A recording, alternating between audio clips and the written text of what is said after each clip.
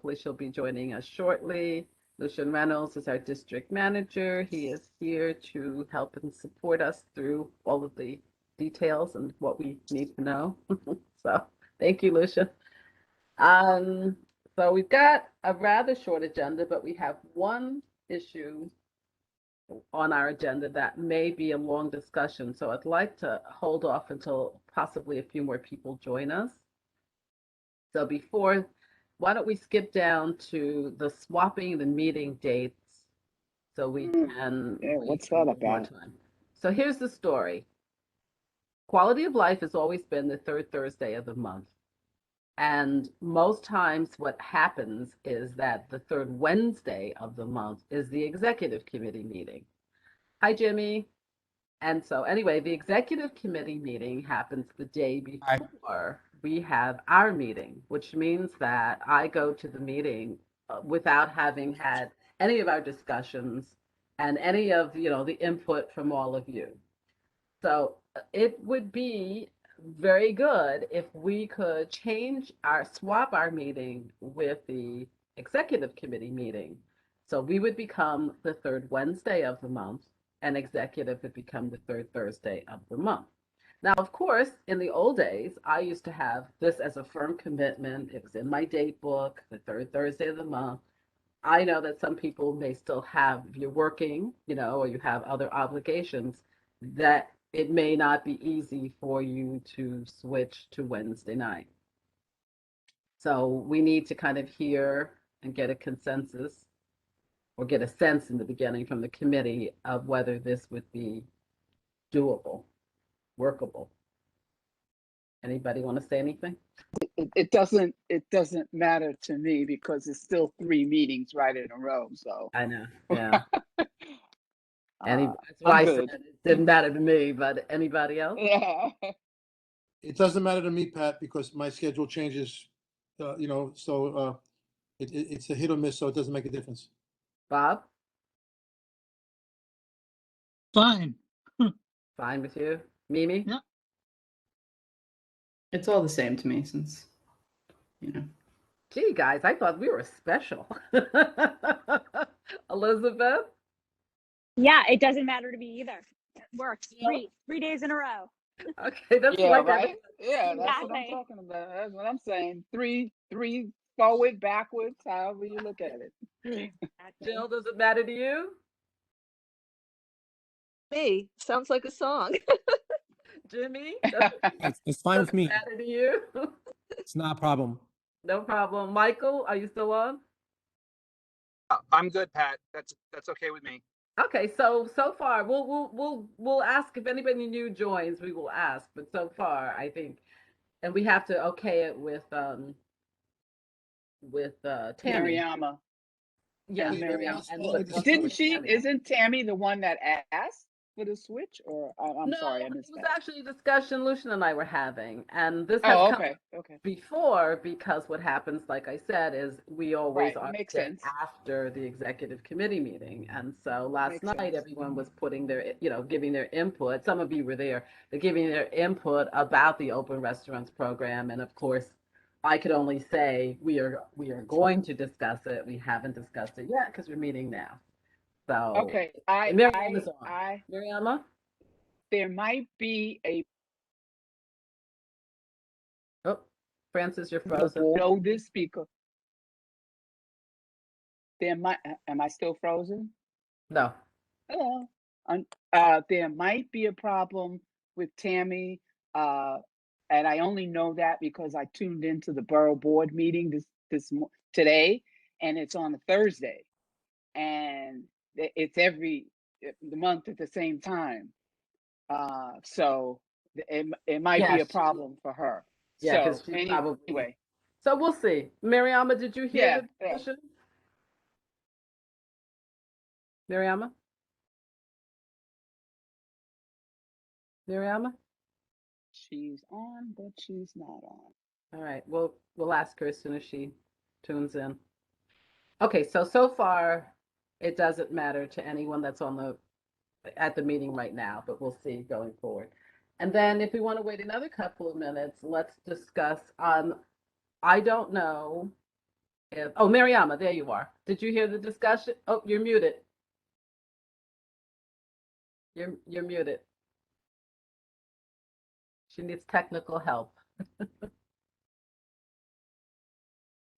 I was told that next to the mute, there's an arrow, and if you hit that arrow, it gives you instructions on things you can do to change your volume and sound.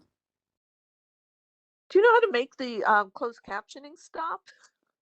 As Francis explained it to me, Yeah, Francis. Take your cursor and put it over the box, and you'll see a little X in the the left corner. over the caption that's Over the caption, you'll see an X on the left corner. Right corner, sorry. Trying. Because I'm on my phone. Mariama? Oh, Hate Okay. WebEx. Sorry. Mimi go away and might come have to back? help you with that. Thank you, though. I see Mariama saying, I'm listening. If you say so. How is she Want to doing go that? come back? Wow, Try to get in again? that is. Hide captions. But did you go to the mute at the bottom and press the arrow and you saw nothing? Nothing. Can you see my window right now? Oh, okay. We're getting a lesson. Can you see my caption screen? Yeah. There's like a little close Yeah. button. Little box that says It's like please. it's treated like a little baby window. Right. Yeah. You could even make your font size crazy big. I have mine big. But Mariama's it having small. cut the volume or being heard. We can't hear her. Oh, well, then I would do this. I would go to here, click on this, go to switch audio. Do you see this? Call in. Oh. You get view. Call this number. Then you'll enter this as the meeting ID. Oh, no, that's And you'll enter this, and then it'll connect the phone audio to your camera account. And so it'll route it through your phone instead. Okay. So we got a tutorial. Although when it happened to me last week, and you told me to go, or someone told me to go to that mute, the arrow, I was able to play around with some of those controls, and eventually you all heard me. It's possible that you have you can switch your input device from there and choose whatever. Maybe you have headphones plugged in, or someone's got Bluetooth headphones somewhere and it's connecting to those even though you can't see them.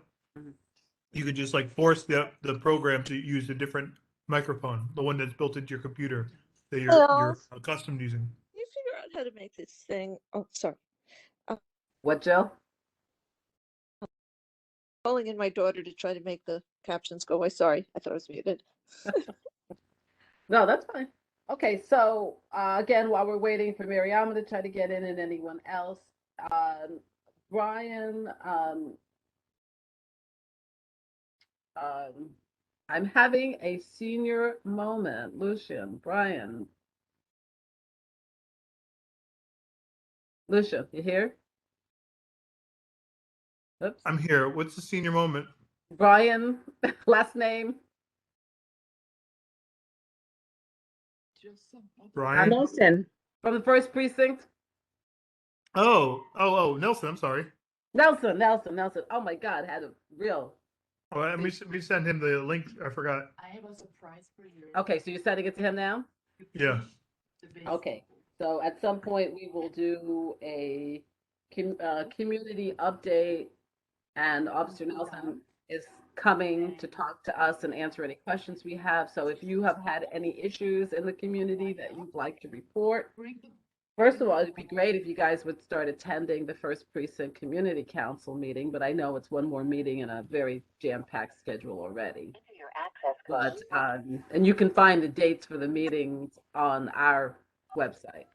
That's number one. But number two, if you can't come and if you haven't been able to come, Brian has agreed in the past to come to Quality of Life. Enter your attendee ID or the numeric meeting password. Mariama, I think your microphone works now. You don't have to do it.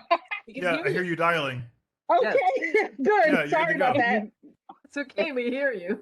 Good.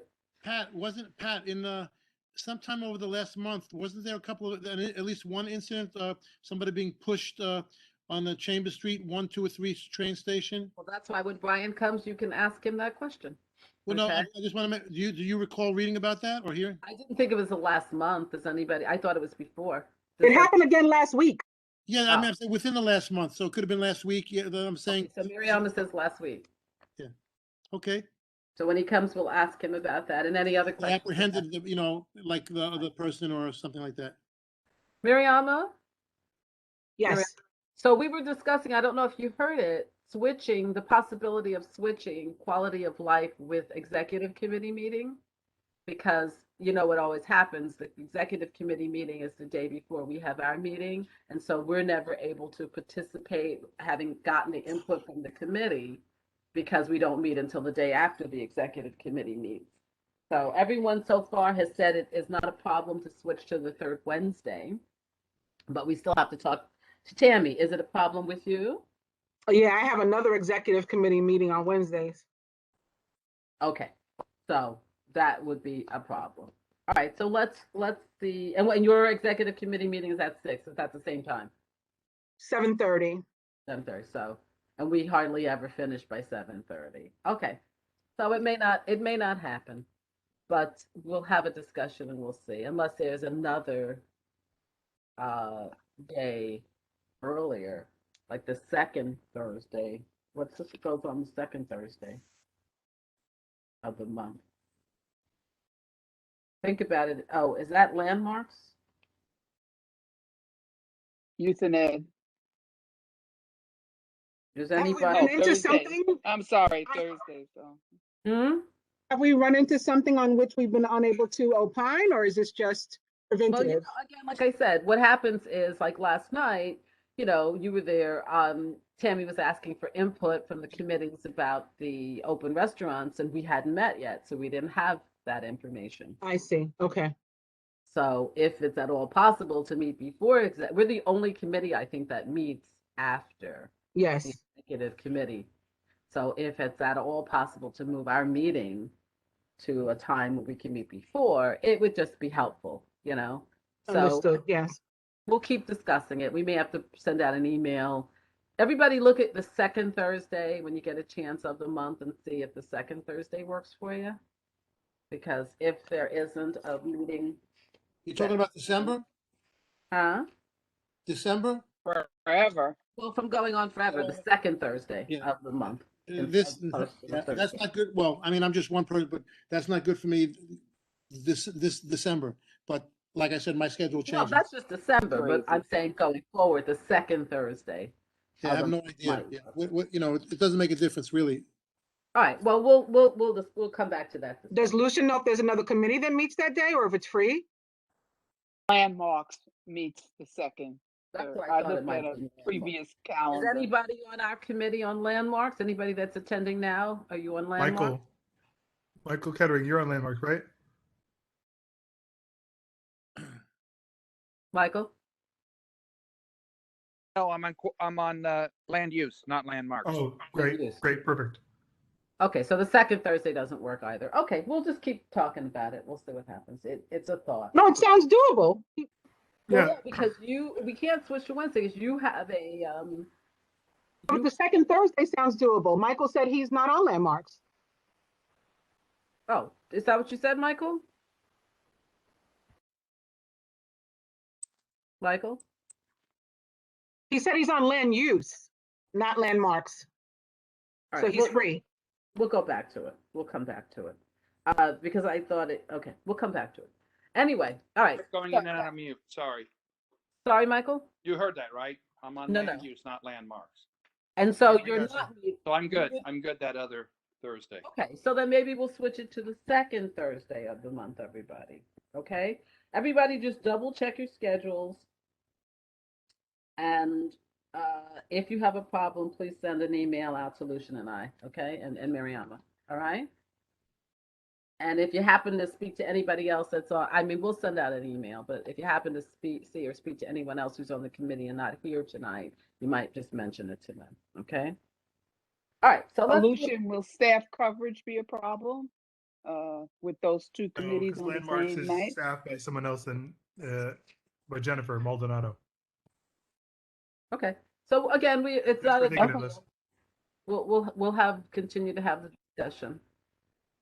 Okay, so let's get on then with the big topic, which is this open restaurants. So I have tried to attend several meetings this month, which I've been done, and several other of you have also done, so that we could hear conversations from the other committees about what they would like to see included in some of the policies for the open restaurant program. So the way Tammy wants to approach it, though, is she would like to approach it from us coming up with policy, not negatives, not like all the negative things that we have all heard and discussed and other community boards have also brought up, but how we'd like to see policies, or what policies we'd like to see implemented. So I'll just read you some of the stuff that I've written down, plus some of the stuff that other committees have discussed. So anyway, the roadway cafe and the sidewalk cafe program would be consolidated into one program, which would be under the Department of Transportation. They would be the ones who are spearheading it. I don't understand why, but that's the way it would be. So some of the problems would be construction and safety of the shed. One of the things that I had to say was, we have a well, I'm sorry, give me a minute. The newspaper stands, at one point, newspaper stands all had to be the same unit, the same box, the same structure. And when you wanted to open a newspaper stand, you had to purchase one of those structures. I don't understand why the sidewalk sheds, they're not called sidewalk sheds, they're called the roadway cafe sheds, I guess.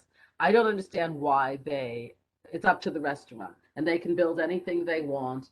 They have been told it can't be 2 stories high, but they can build it, out of any materials. There's no standardized construction. And I feel as though if this program is going forward and is going to be permanent, that the restaurant should have to adhere to a standard build. And then they could individualize it inside if they wanted to. They can put up their own posters or whatever they want. But anyway, I think outside there should be some uniformity for the outside. That's how I feel. Would that be uniformity, Pat? Uniformity in size, not like size, materials, height off the ground. I in principle I kind of agree, but every street is not the same dimensions. You know what? They could have, it doesn't all have to be one, it could be several different sizes that conform to the street that it's on. But I think there should be some uniformity. That's how I feel. It's just roll it around, think about it. So then some of the other issues are. Well, Pat, since you referenced the newsstands, that comment that he just made might apply to that as well, because all corners or wherever the space is, all of them are the same size, no matter the newsstands, no matter where they are. Those are much smaller. That's just like there would be no restaurant that would have just the size of a newsstand. So like almost every newsstand could fit on almost every corner because they're really kind of small structures. So, but also newsstands, newsstands are only allowed or approved to go on corners where there's enough room to accommodate them. They're not approved to just go on any corners. They're not all on corners. Some of them are wherever they go. But I'm saying wherever they are placed, because I used to be on the committee that where we denied or approved the position of the newsstand. So it had to be an approved placement. So all I'm saying is that I feel as though restaurants, there should be some uniformity. There should be sort of modular box that they have to purchase or they have to build to, and then using the same materials, the same lighting, the same heating, the same cooling, the same drainage, some sort of standard. And so, so then, and you can disagree, but I'm just throwing it out here. Then, of course, if there are issues with sanitation, pickup, garbage, rodents, drainage, lighting, heating, cooling, air circulation, cleanliness standards. I want to know about, and I haven't heard anything about this, the restaurants have the ratings, the A through C ratings. I wonder how, and that's under the auspices of DOH. I wonder how that would apply to these outdoor, I don't know how they're going to, Well, Pat, is that can we included opine, as a can we restaurant? opine that we don't agree with that it's under the DOT? I mean, just Let me because it finish. is, doesn't mean we have to agree with it. And we Okay, could, let me finish and then you guys can chime in. sorry. Insurance. Do they have to get extra coverage now to protect their patrons? Do they do they have to get an additional coverage? Just throwing things out there. Or is the coverage that they have on their inside restaurant? I don't know what happens with sidewalk, cafes. I don't know if I assume, but you should, and then maybe Michael might know something about this. I don't know, but or Lucian might know something about this, but I assume that your indoor restaurant insurance covers your outdoor cafe, but I don't know that for certain. We talked also in some of the committees about if you have a corner restaurant, you get to have seating on both sides in the roadway. And there are other restaurants that don't get to have any outdoor roadway seating at all because they either have a bike stand that's in front of them, or they have a bus stop, or they have something else that would bar them from having outdoor seating. So is it really fair that corner restaurants get both sides free from the city when we, the taxpayers, are getting nothing back? I'm just throwing it out there. Okay, the other issue, of course, is noise, which comes from patrons, music, dishes clanging, smoking wafting up, which, you have to go outside to smoke anyway. So, but this is just my list that I wrote down. So now I open it up for discussion. And Lucian, I guess, are we just submitting a list? I think we can work together to put a digest together based on what the committee discussed over the next month. I think Because I mean, the fitting executive committee is writing the reso, correct? right, and so all the different facets of this local law that the different committees are exploring kind of need to be folded back into one single resolution that reads out holistically. That way, when we present this to the next administration, they can follow along what sorts of points we're making about the normative statement of what this program should look like when implemented. A couple bits of information. The standardization of the newsstands comes from the newsstands being part of Department of Transportation's larger street furniture concession that is lumped in with bus stops, benches, and newsstands. And so that's why they're standardized. To Mitch's inquiry, it has to be a DOT because that's what the law says. The local law that was passed by the city council and signed by the mayor says that this program will move. It takes the old sidewalk cafe program, wipes it off the books of Department of Consumer Protection and Worker Protection, and then creates a new program within DOT. The resources for enforcement move out of Department of Consumer and Worker Protection and into DOT, and all these emergency rules will expire and be replaced with final rules that govern, like what Pat kind of mentioned, the structure, placement. Do they need to be moved for street maintenance? What are they made out of? All those sorts of things will be contemplated. So this is absolutely everyone's opportunity to kind of think of what should this program look like under a best case scenario. given the fact that it is legislatively enshrined in the local law. So with that, I'll give it back to you, Pat. So again, we're just going to come up. I have a question. I have a question. Lucian, is there a working reso that we could hear so that we know that, because some of the stuff is already on there, or no? If it is, No, there's no draft. There's no draft resolution. Okay, No. okay. all the committees are just going to,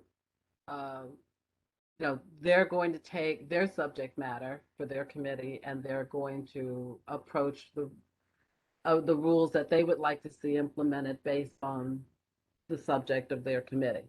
So we're quality of life.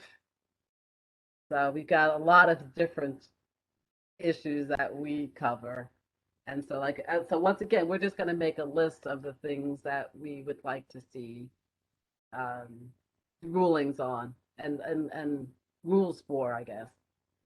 Am I clear? Am I making myself clear?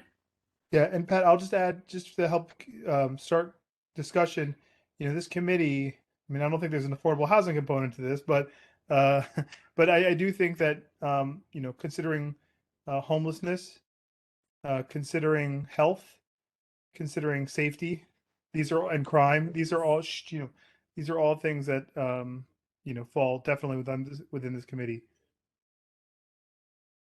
I see a bunch of hands up. Did you guys have hands up? I'm sorry. I wasn't really paying attention to you all. I just thought you'd chime in. Yeah, no, yeah, I put my hand up instead. We're being well mannered. I'm sorry. It's shocking. I'm sorry. Well, Jill, go ahead, chime in. Did you touch on passing between the restaurant, like just during a work day, during brunch hours, trying to walk between the restaurant and the street shed, whatever it is, just getting stuck there in between wait staff, what my heart bleeds for when they have to do this, carrying things, people waiting to be seated, people getting up. It's difficult on brunch times. So this is aside from noise, and I think it also touches a little bit on your insurance point. Not crashing to wait staff, but really, especially while people are waiting for tables. Jill, do you mean on the sidewalk itself that as you're trying to walk by? Exactly. The restaurant's trying to do business, you're having a hard time walking down the street? That is exactly right. Okay. So I'm just going to put down difficult time walking down the street for right now, and then we can visit it again, right? Thank you. Anybody else? Yeah, a couple of thoughts on this. I agree with the necessity of additional insurance. First of all, in part for the reasons that Jill stated, not everybody that's going to be in the immediate vicinity of the restaurant is a patron. And if somebody is hurt, as a result, a waiter bumps into them with their boiling hot soup and they have to, who's responsible for that? The city, because it's the sidewalk, or the restaurant? It should be the restaurant. Similarly, when you own property, a corporation owns property up to their property line, even if that's part of the sidewalk, they're responsible. So if somebody slips and falls or, on a crack because you haven't taken care of the area immediately in front of you, your corporation is responsible for that. I think the same should be the case here. And the taxpayers shouldn't have to foot the bill, especially if we're giving restaurants square footage basically out of our pockets, collectively. Also, I have a question. I don't know if we can answer it here, but is the Department of Transportation creating like an ombudsman position, an actual office that is, for oversight and an intermediary between the public and the Department of Transportation? That's not necessarily, and maybe it shouldn't even be their office. Maybe it should be, if it's possible, something like the public advocate. We have an elected public advocate in New York, right? Okay. In New York City, to one of those is a problem. It's a done deal. It's with the Department of Transportation. Well, the Department of Transportation is managing the program, but what about like oversight? Like you can call in other instances, other situations. There's usually an agency that you can contact. So let's say right now I have a problem with the Department of Transportation having nothing to do with restaurants. I can call the mayor's office of constituent services and report to them. I can call, if I have a problem with a company, I can call the Federal Trade Commission. I can call, it doesn't matter what immediate jurisdiction the corporation is in. There's an agency that provides oversight that is neutral, a neutral body. And I just would, wonder if there's a way to get at least a committee, even if it has to come out of transportation, that is a panel or an office, an agency that provides oversight, where if there's a problem that you can contact, where you don't have to just get lost in like a loop, trying to reach somebody at transportation. I have a question. So if I had a problem with a restaurant now, who would I call? Depending upon what the problem was, you might call one of those agencies. You might call, the city. You might call the licensing. You might call the mayor's office. It depends on the problem, but there's like other places to go for oversight, basically. Okay, hold on one second. Lucian, can you let Justine in, please? Mariama, so why wouldn't, I'm just playing devil's advocate, why wouldn't I be able to call any of those other agencies? Because now the Department of Transportation is overseeing themselves. Right, that never works well. This, the self-assessment method. We see it with the Department of Buildings. We see it with so many. It's a failed process. Okay, so just tell me what you're asking for. I'm just asking if there's a way, maybe that there can be a neutral body of, administrators, as opposed to maybe people on the street, doing transportation work, that can be responsive to calls and or emails in situations. Mariana, public. Couldn't there be something like the Civilian Complaint Review Board? Something like that, right? Something like that, Pat. I'm writing. Okay. And even if it doesn't exist now, it would be a good thing to have, regardless. So I agree with Mariana 100%. I wrote. Okay, we're making our list, and then we'll go back and check it twice. Yeah, check it. Good. I have a question. Was this process perceived to be necessary when the sidewalk cafes were under the Department of Consumer Affairs? Well, you could contact Consumer Affairs. That was an administrative office, as opposed to something like transportation. I'm sorry. Hold on a second. Justine's still waiting.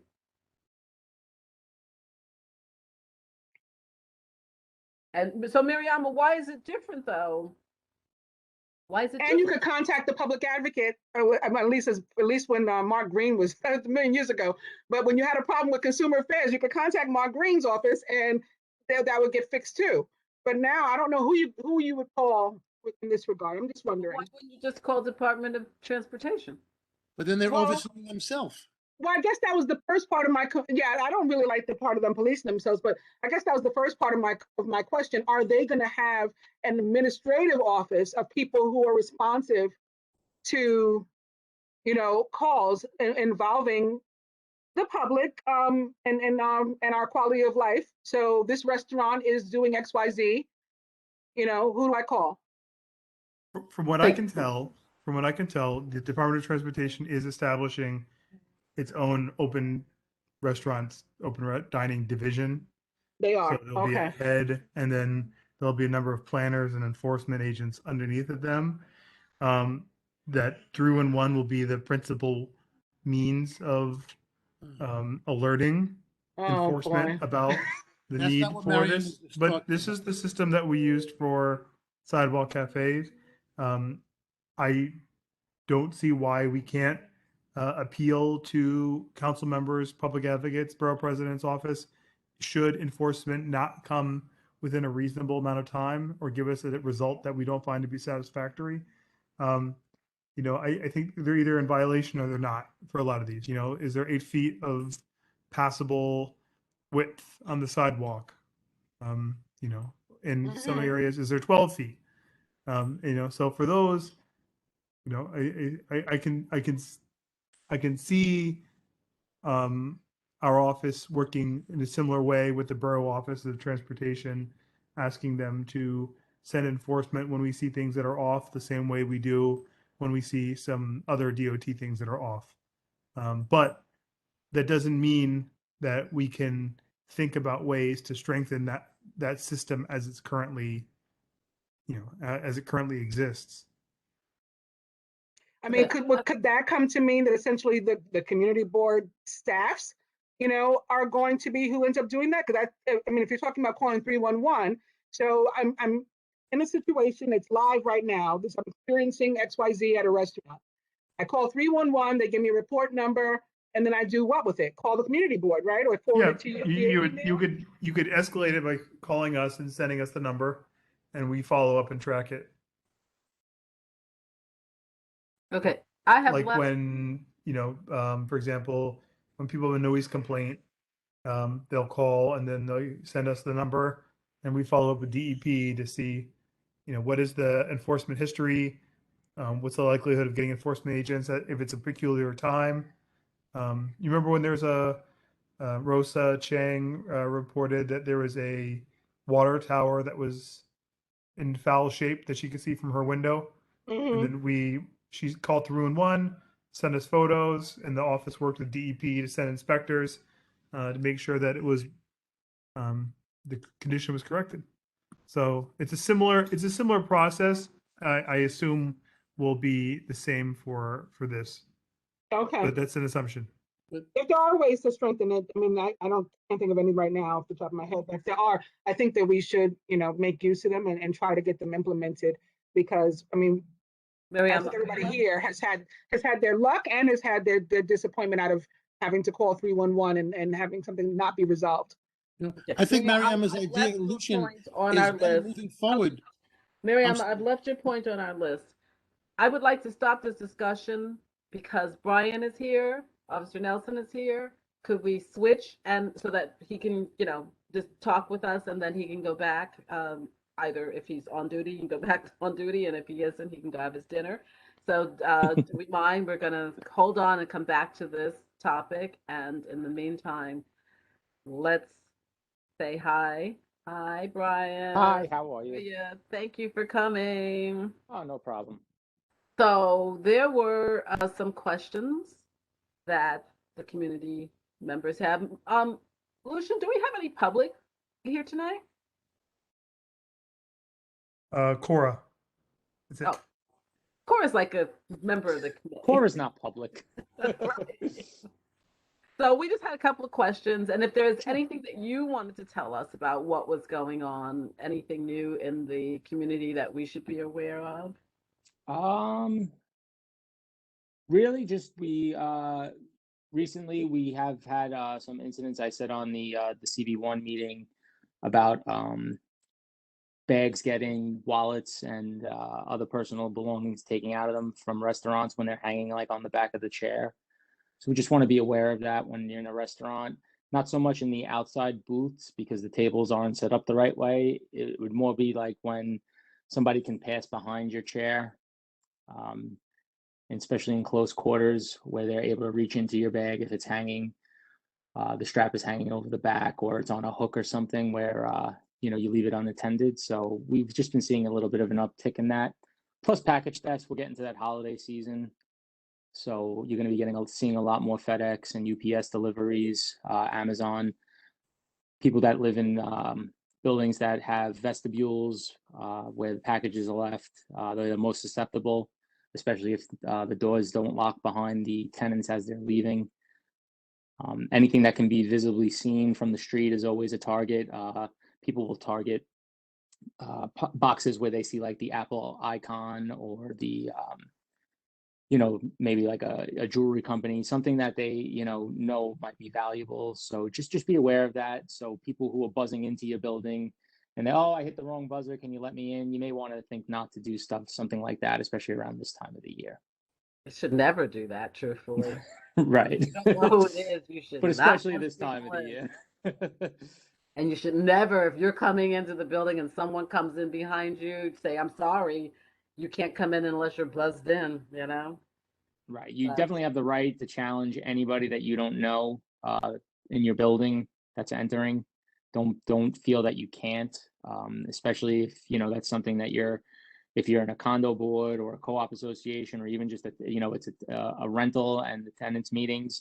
Most places do want you to challenge the people that are coming in that you don't know. You can close the door and let them open the door if they have a means, if you don't recognize who they are. That's what I do. If I'm going out and there's someone waiting to come in and they haven't been buzzed in yet, I just wait. I don't go out. I don't leave until they get buzzed in or they walk away, because I don't It's so smart. if I don't know who they are.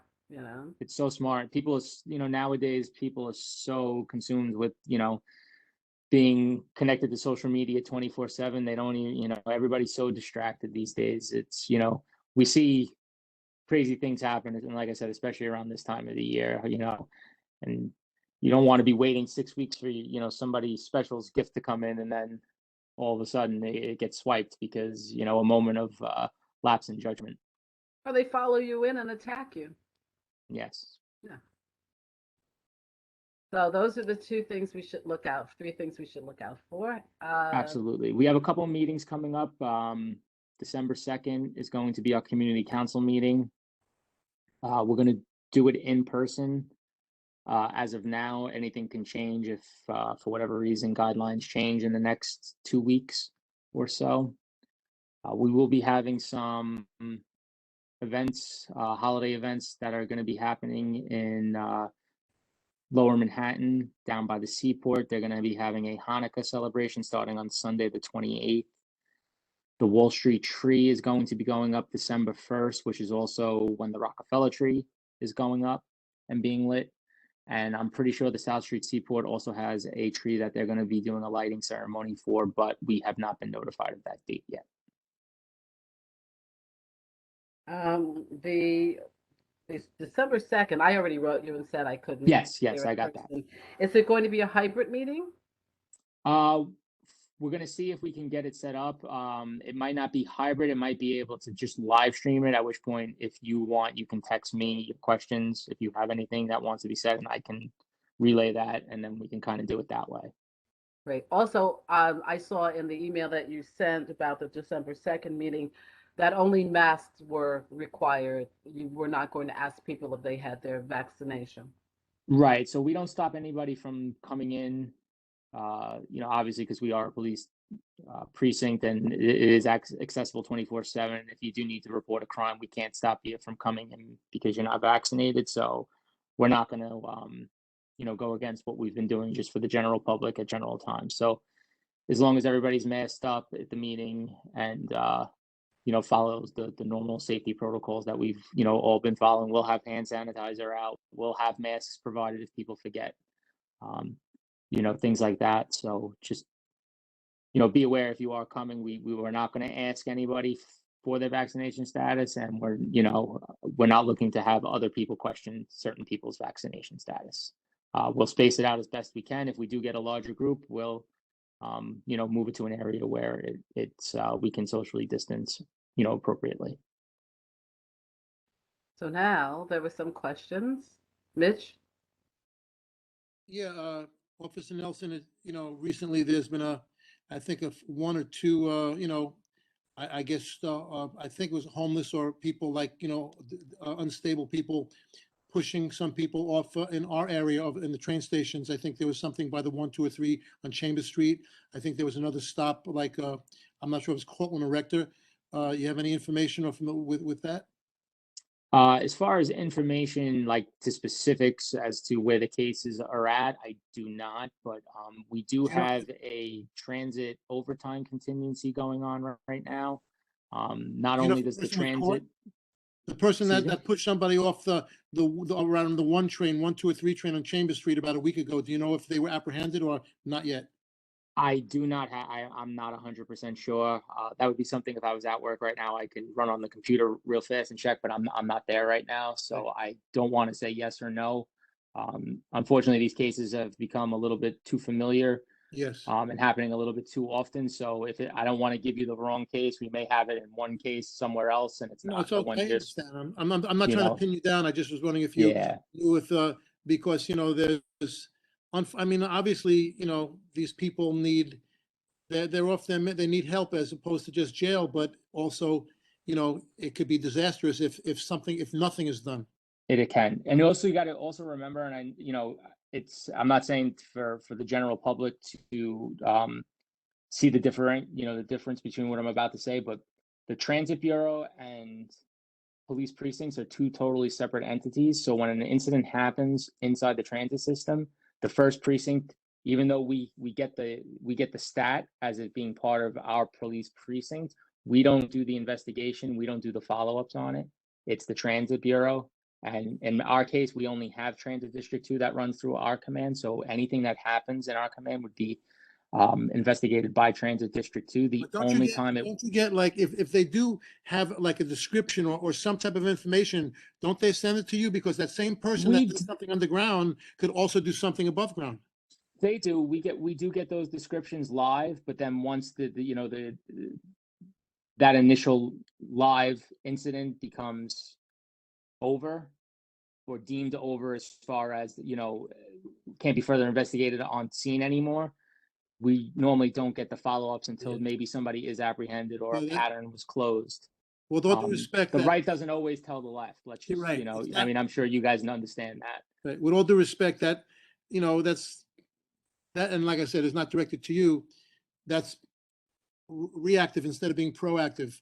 Maybe whenever you have your meetings with your supervisors, because I definitely think that's something where it just shouldn't be dropped until the person's apprehended. Information should be shared between the two different sections of the police department, because they're really like the same person could be doing something, in different jurisdictions. So No, you're absolutely right. It's just it's very hard. We see on average of about 50 incident reports a day. So now if 40 of those are active investigations, think about that on a 7-day week, rolling week, that's 280 cases. How are you going to update 200? You would never have time to go out if you're up there updating every officer on every tour of every case that's still active. Then you have to prioritize. If somebody pushes somebody on the tracks, I would think maybe that could be a little more of a priority to have information shared in a situation like that, as opposed to a purse snatching. It is, but again, if you're the person that got your purse snatched, you're also upset about that too. So, we try to do our best to, get updates, but it's a very large department. We have many moving parts. We do our best. Like I said, incidents like that where, it's newsworthy, usually we do get the updates.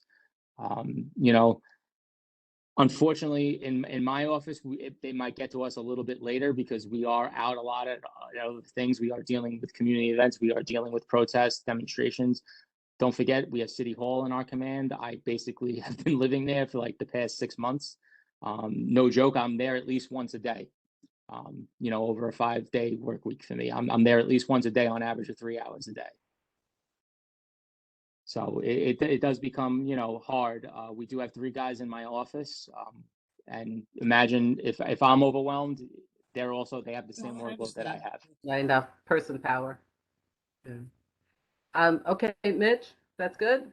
Thank you. Okay. Mimi, do you have your hand up, or are you? No, your hand is actually up, but you are fanning. I assume you're eating something hot. You might want to take your hand down. Anybody else?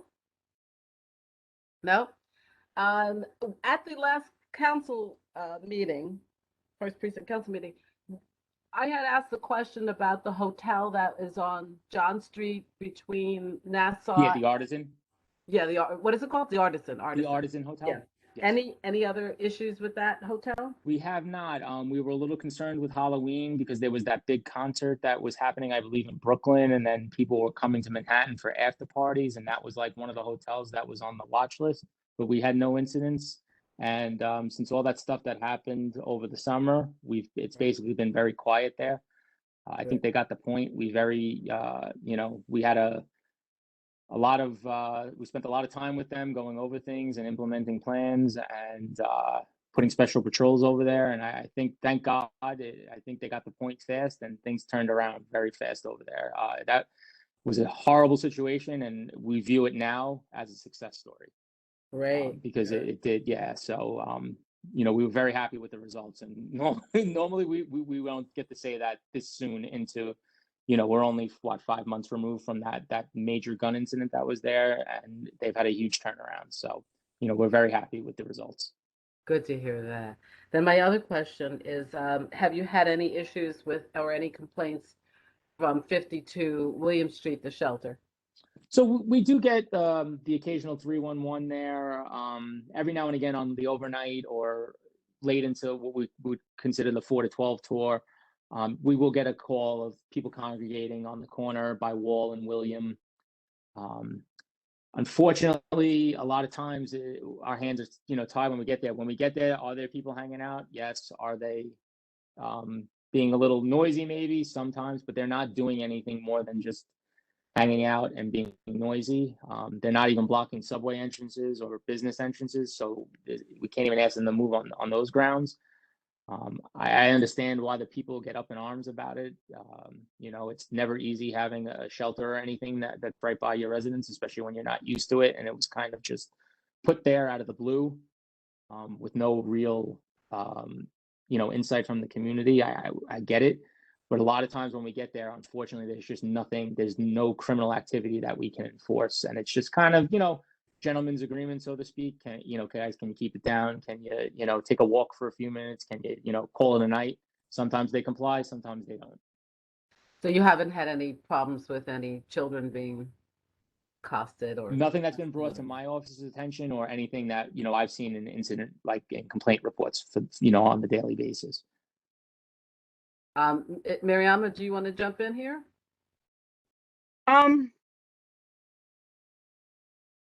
You didn't witness, I guess I mean, that means you didn't witness any drug use or any of these other things. You will get the occasional, you know, scent of marijuana in the air. That's legal though. That's licit Yes. now. Yes and no. Yes. It's a very fine line on what we can do with it. So a lot of times we just, you know, it's gonna opt to, you know, just kind of ask them to, you know, take it somewhere else, you know, because people are complaining of the scent or the smoke or whatever. You know, we'll try our best to figure out a way to resolve And the the situation. officers would recognize the smell of other things, right? For the most part, it might be for the newer guys. We don't have too many new people. It might be a little tough for them to, or they might be a little apprehensive about trying to decipher. They may, you know, let a more senior officer take the lead on something like that. But we really haven't gotten any complaints of hard drugs in that area. Okay. Because what parents were contacting me about, and I kept saying, call 311, call 911, is people like shooting up, people smoking crack. And that's a very distinctive smell. I walked into a club when I was about 14 years old. I probably had no business there. But as soon as I got to the doorway, I was like, oh, that must be crack. Because it's, and the smell is. Yes, you know, it has a very distinct And as soon as I got into the club, I saw, yes, a guy with a glass. We have had other areas that have had those type of complaints, but not recently as far as multiple 311 or 911 calls. We do keep an active list every week. Our neighborhood coordination officers, they have a basically they have a coordinator who compiles all the stats, and they run all the 311 and 911 repeat locations, and we get a list of them all, and that goes out to each neighborhood coordinating officer sector. So like for CV1, you guys have Sector Adam, Sector Boy, and Sector Charlie in your jurisdiction. So those three sectors get weekly updates of 311 and 911 repeat locations, and they're supposed to do what we call directed patrols there, which means that, you know, say you're getting a noise complaint at Wall and William at 10 o'clock at night. So then the 4 to 12 sector should be going there around 10 o'clock at night and doing what we call a directed patrol, which is either just show a presence of the car with the lights being on, or just the car being there, or even getting out and, you know, doing a walk around, chatting up whoever's on the street, or going into local businesses, letting them know, hey, you know, we've anything going on tonight. We've been getting some 311s and 911 calls in regards to these type of complaints. Have you seen anything? Does it happen all the time? No, because obviously we can't judge how 911 calls are going to come in. And those take priority. So if a 911 call comes in and they're on with those directed patrols, they may have to leave that to go to the 911 call. Okay. And the other biggest complaint, aside from the drug use, is the human feces. But I don't know who anybody would be contacting about that. Yeah. So for something like that, you can absolutely contact us, but we're going to do a referral to DHS and then Department of Health also.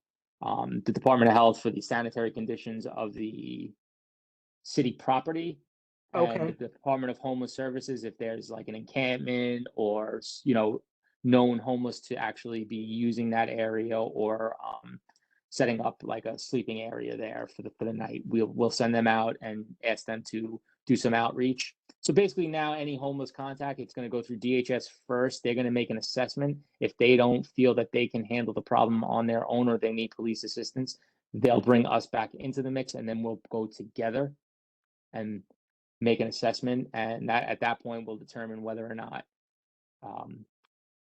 some sort of medical treatment might be needed for whatever reason, and then it could be I don't want to say forced, but they're going to be persuaded into going into the hospital. And if we can't persuade them, depending upon the severity of it, and if we need to intervene at that moment, we can take them then without against their will, which we try not to, or we can try to get a mental health and hygiene warrant. And go that route with it. But a lot of that falls under DHS and Department of Health. It doesn't really fall under us to, we're there more to make sure that when they do get these types of, warrants for those, to take people against their will, to make sure that the peace is kept between the individual that they're going to be taking into treatment, or, that nothing gets out of hand, and, we don't make that incident a further incident, that we can't go back on. So no, that makes a lot of sense. And that reminds me, actually, Pat, Mimi, and I observed an encampment on Duane Street between Broadway and Church in a bus stop that is probably not in use right now because the streets opened up for repair. So what was the cross street between Broadway and Church? Worth. Worth? No, yes. Worth So Street. you're not the first yes, person. Worth, yes. not Duane. Worth, yes, I'm sorry. Yes, I personally sent out something on that also. Okay. I sent something to DHS on that because that was brought to our attention not too long ago. Yeah, I also mentioned it at the council meeting. Okay, so maybe it was you that brought it up. Yeah, so then maybe it was you that brought it up, and then I did a DHS referral for it. Great, thank you. You got to remember, I mean, DHS only has X amount of employees. They're not only receiving stuff from us. It's great that they kind of are in the area of our precinct, so we might get what you want to call preferential treatment because it's close by, but they do have to go through the 5 boroughs and dispatch people. So it's not always, going to be right away when we make the referral. So sometimes it takes, a week, 10 days for them to get to it. They have a priority list depending upon if we can provide pictures, provide an actual person that's making the complaint. That's always better. I always tell people, in the 311s, leave your name, leave your phone number, leave your email address. DHS is, if it's an anonymous complaint and they get there and they're not seeing what you're seeing, they got to close it out. They can't investigate it any further when it's anonymous. When they have a point of contact, they can actually call you from the scene and say, hey, I'm here right now. Are you in the area? Can you come show me, or can you point me in the right direction? This is what I'm seeing. Okay. Thank you so much. Yeah, and no problem. And like I I said, if you have anything, you have my email. So feel free to, send pictures or whatever my way, and I'll gladly make the referral. Okay, that's awesome. Justine is just on that particular shelter, I requested that DOT take that bus shelter until the street is back to normal and bus service resumes at that stop. Great idea. Yeah. Did you let Lee know that? Well, I want to hear back from DOT that they've processed it. I don't want to get her hopes up if they. Right. All right. Tomorrow, we should have a quick conversation tomorrow anyway. Mariama and me. Okay. Yeah. All right. Anyway, Justine. So I guess I'm bringing a different perspective to it all. What is being done? I hear you saying you're calling DHS and having people come to try to offer services or whatever. But in the meantime, where are these people supposed to go? And where are they supposed to go to the bathroom? What are we doing to open up public bathrooms? If you don't want to bring in porta potties for people, what are we doing to open up public bathrooms? Because I don't want to see someone going to the bathroom on the street. That's horrifying. But I'm sure they don't want to go to the bathroom on the street. So I just am so triggered by the conversation of that without finishing the sentence to say, what are we doing? They can't wait 10 days to go to the bathroom. I mean, and I understand. I'm not giving you, officer, I'm not giving you a hard time. I'm just saying, what can we do? I don't know that the I police mean, can do anything, but yeah, maybe it's really not, unfortunately, that's not really something the police department that's not our purview. What I can about, try, I can try to get together with other agencies yeah, and make these suggestions, but a question, even the Battery Park City Authority said one of the issues is just staffing as in like cleaning or making sure it's safe and people going by the bathrooms, and keeping all stuff open 24 hours means you got to have somebody there 24 hours or people Right. checking. Not suggesting the police should be cleaning the bathrooms, not that, but perhaps any public bathrooms that are open, um, checking to see it's safe. I mean, like going by, so it's not a place for people to congregate or commit a crime, but it's a place for people to go to the bathroom if they have to. You know what, Justine? I think that we should get back. We had started that conversation. We have a new administration coming in. I think that we should get back to that I conversation. think we need to do something. Yeah, I mean, and I'm trying to brainstorm now. This is not, it's a Well, let's half-baked put it idea on. what I'm saying.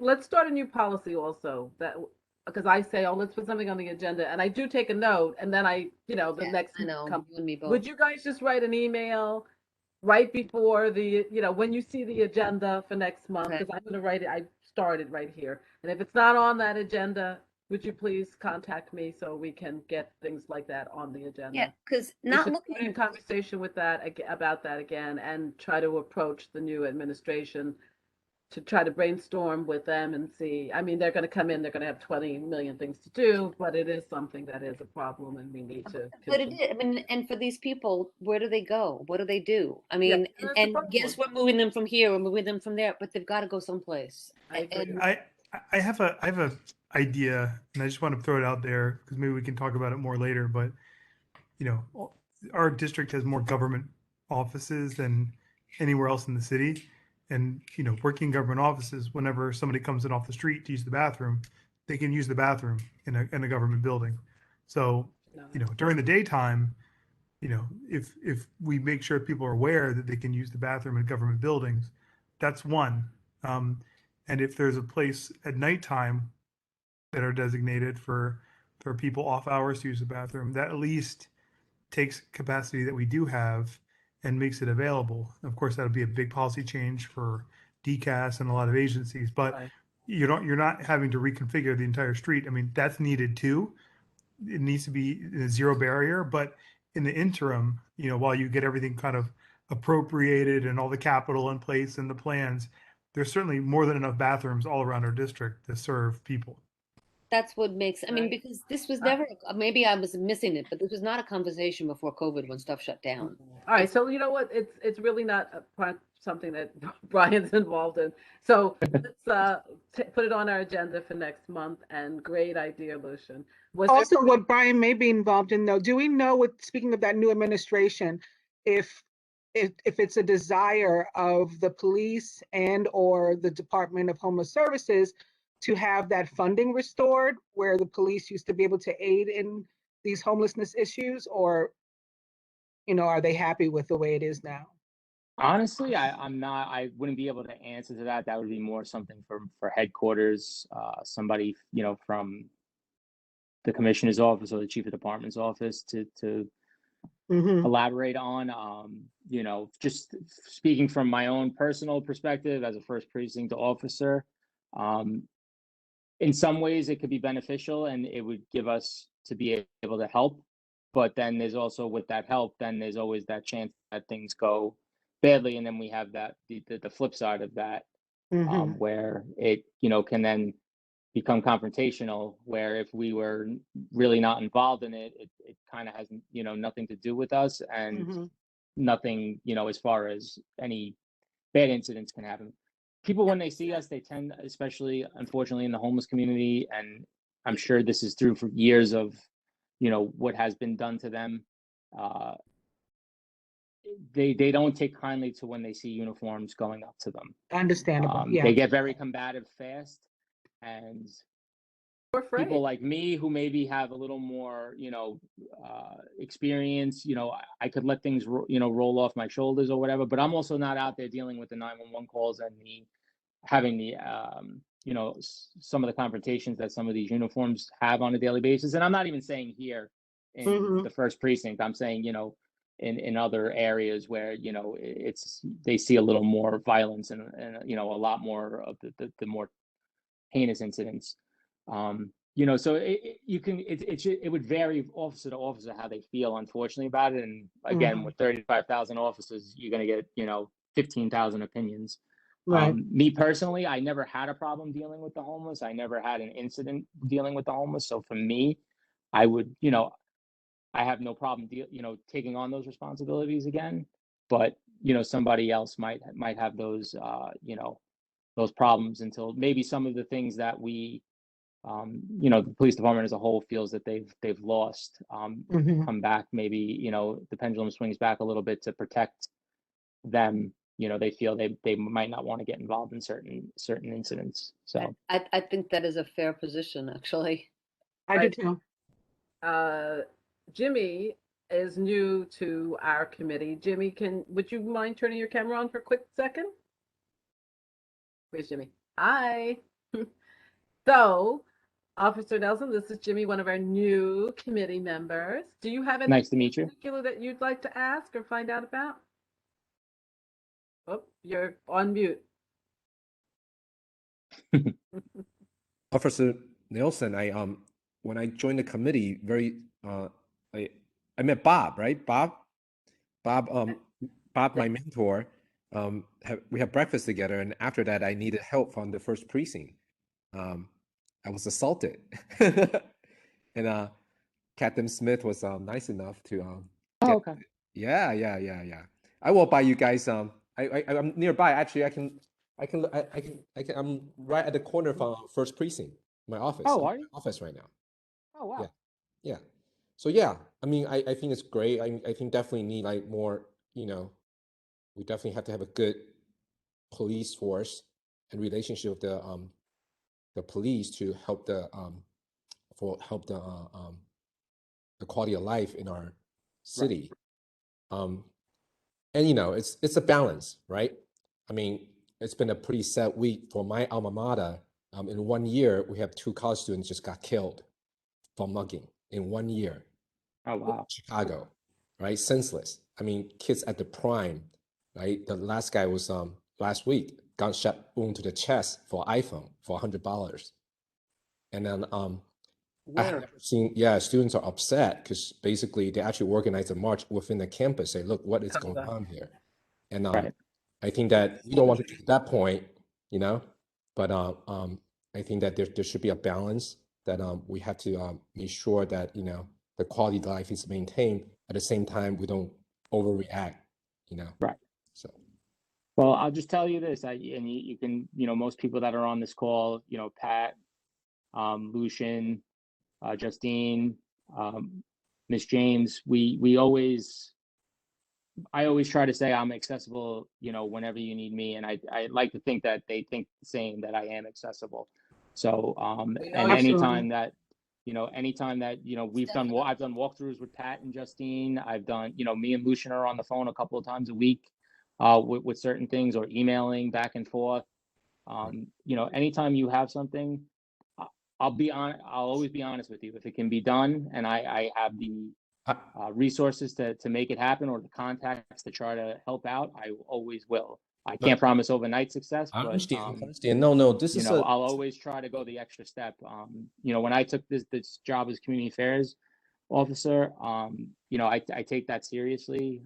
It's not for the, everybody has this idea of what a community affairs officer is, especially in Manhattan, about favors and, getting people into, all the hot spots. And, that is what it is with some things, but I really take the community stuff seriously. And that's why I try to come on all the Zooms that I'm asked to come on. And attend all the meetings that I can. Appreciate it. And I'll give you my opinion. Like I said, I can't speak for the department always, Right. but I'll give you what my opinion would be. And, you know, as long as nobody tries to use that against me, you know, I'm doing this of my own free will and trying to, you know, be a resource.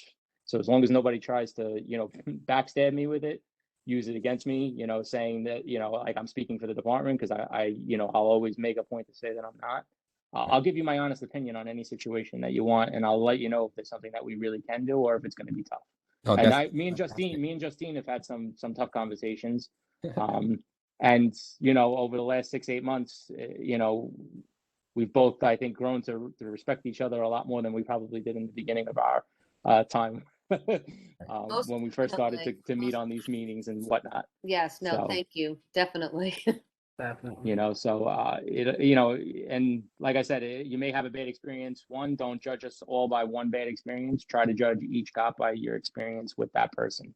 Oh, I actually tell you the truth. I'll be quick. I actually have very positive experience with the first precinct police officers, and actually, you know, when I was going to law school, I had a bad experience with a police officer. I mean, literally, that this part of the reason I never donated $1 to my alma mater was I was working at night, and then I was sent by the school to pick up a guest from the airport, and then Okay. and I just want to go home, right? And the guy's, oh, I'm hungry. So then I now have to go to the street where it's just basically bars where college students gather, right?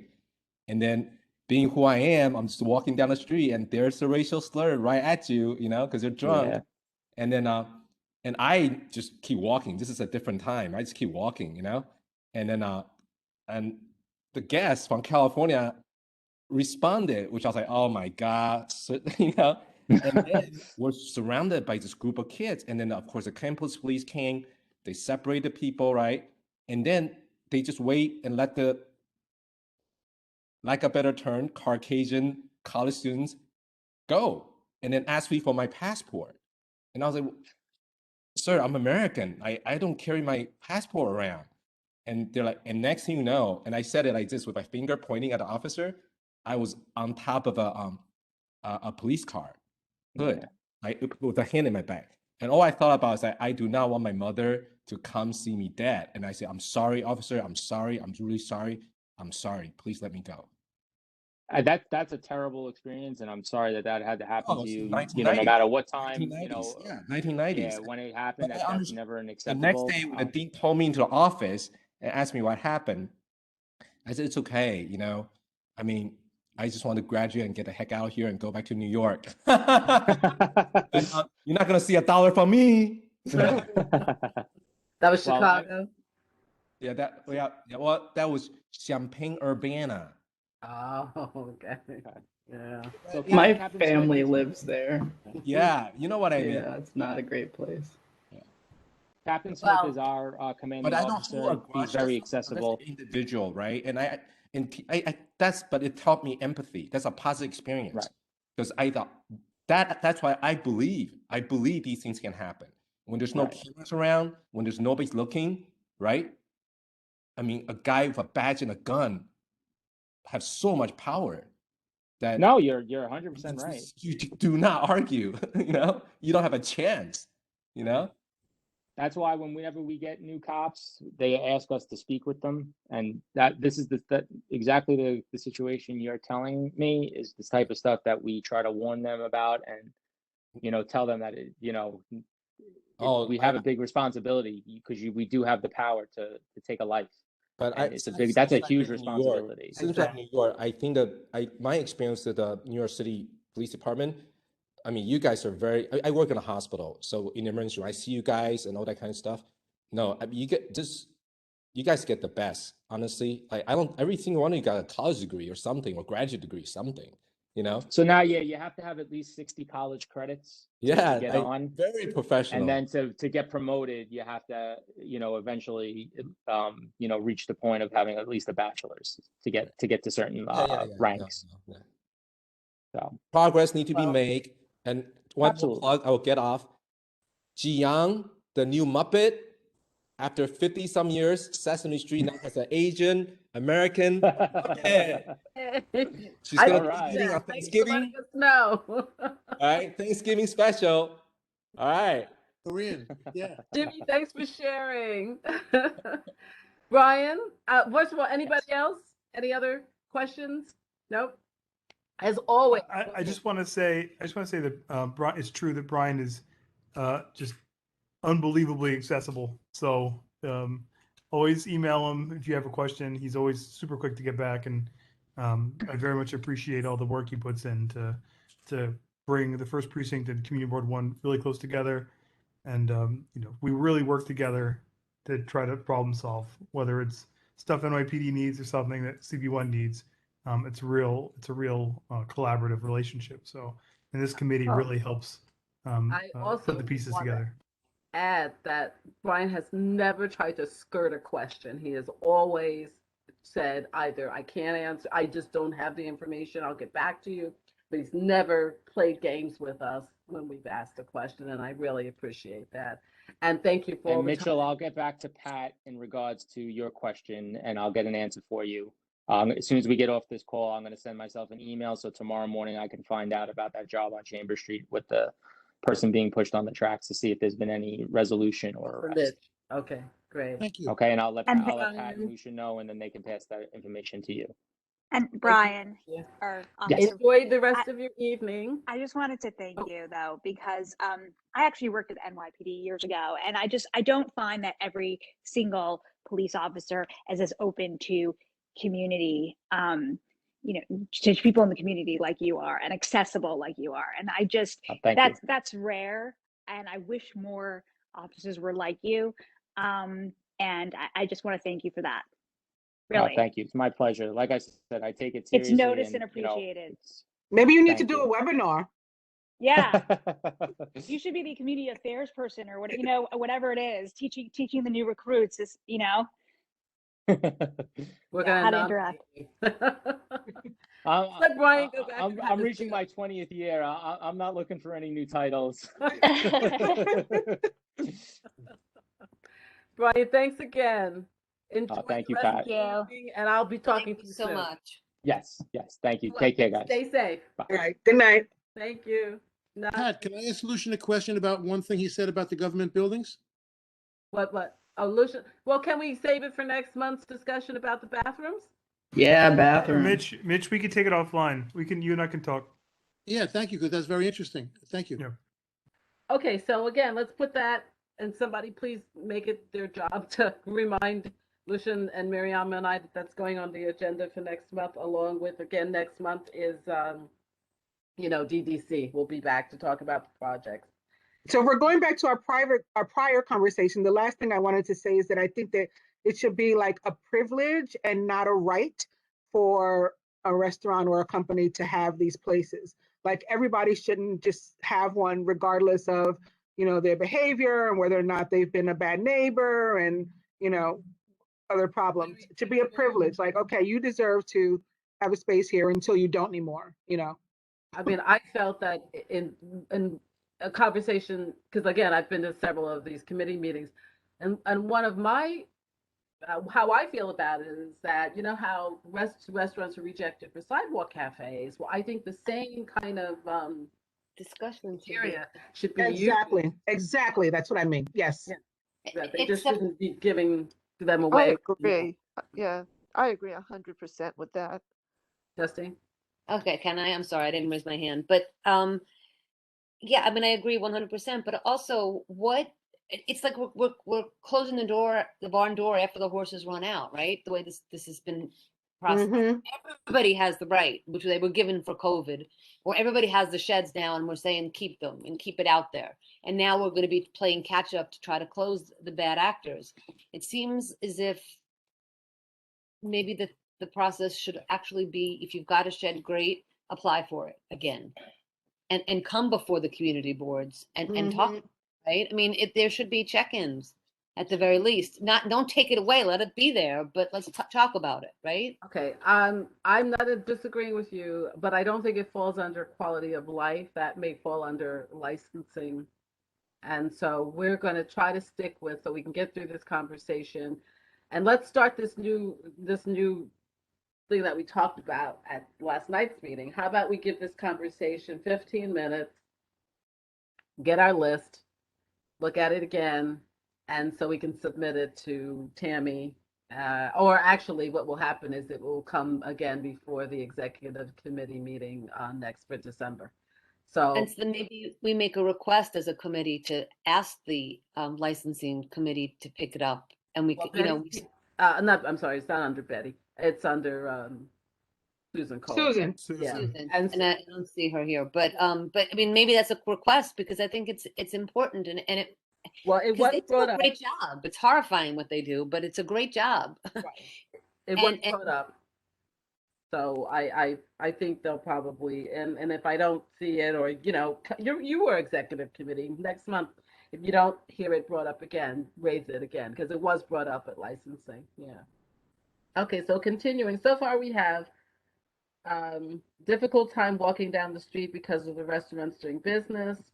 Additional insurance, if somebody has an injury as a result of a waiter. These are just shorthanded notes. Pat, oh, sorry. I'm sorry. No, continue. I'm sorry. Oh, is DOT going to have a neutral agency to call when there's a problem?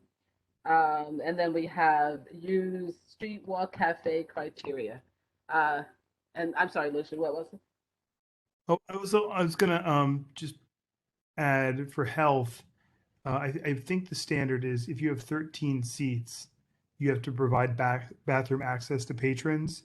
So making sure that you count all of the seats, both outdoor and indoor, to that, and when calculating the number of bathrooms for as a health standard. Mm-hmm. Outside and inside. So in other words, the 13 seats should be made up of both outside and inside That's right. seating. Yeah. Okay. And so what is that? If you have 13 seats, you have to have a bathroom, is what you're saying. Yeah, I believe so. It's the difference between being a staff-only bathroom and a bathroom for patrons. So I think it's 13 seats. for every 13 seats, you need to have a stall? I'm not sure if it's every 13 seats, but I think at 13 seats, you have to provide bathroom for your patrons. Mm-hmm. And now I think if you're serving liquor, then there's additional requirements that the state puts on. But I think it's just for a normal restaurant, even if you had no liquor, that's like the first threshold that you hit. Okay. Lucian, let's say one of these bar restaurants adds like 20, 25 seats for these the new sheds. How do they? And I agree with you, but then how do we enforce that? How could they build another bathroom in the place? I mean, it's finite. The restaurant's already built. I don't know, Mitch. I don't know, but if there's a public health rationale for 13 seats, then that same rationale should apply regardless of whether the seats are exterior or interior seats. I agree with you, but obviously that's kind of one reason to limit.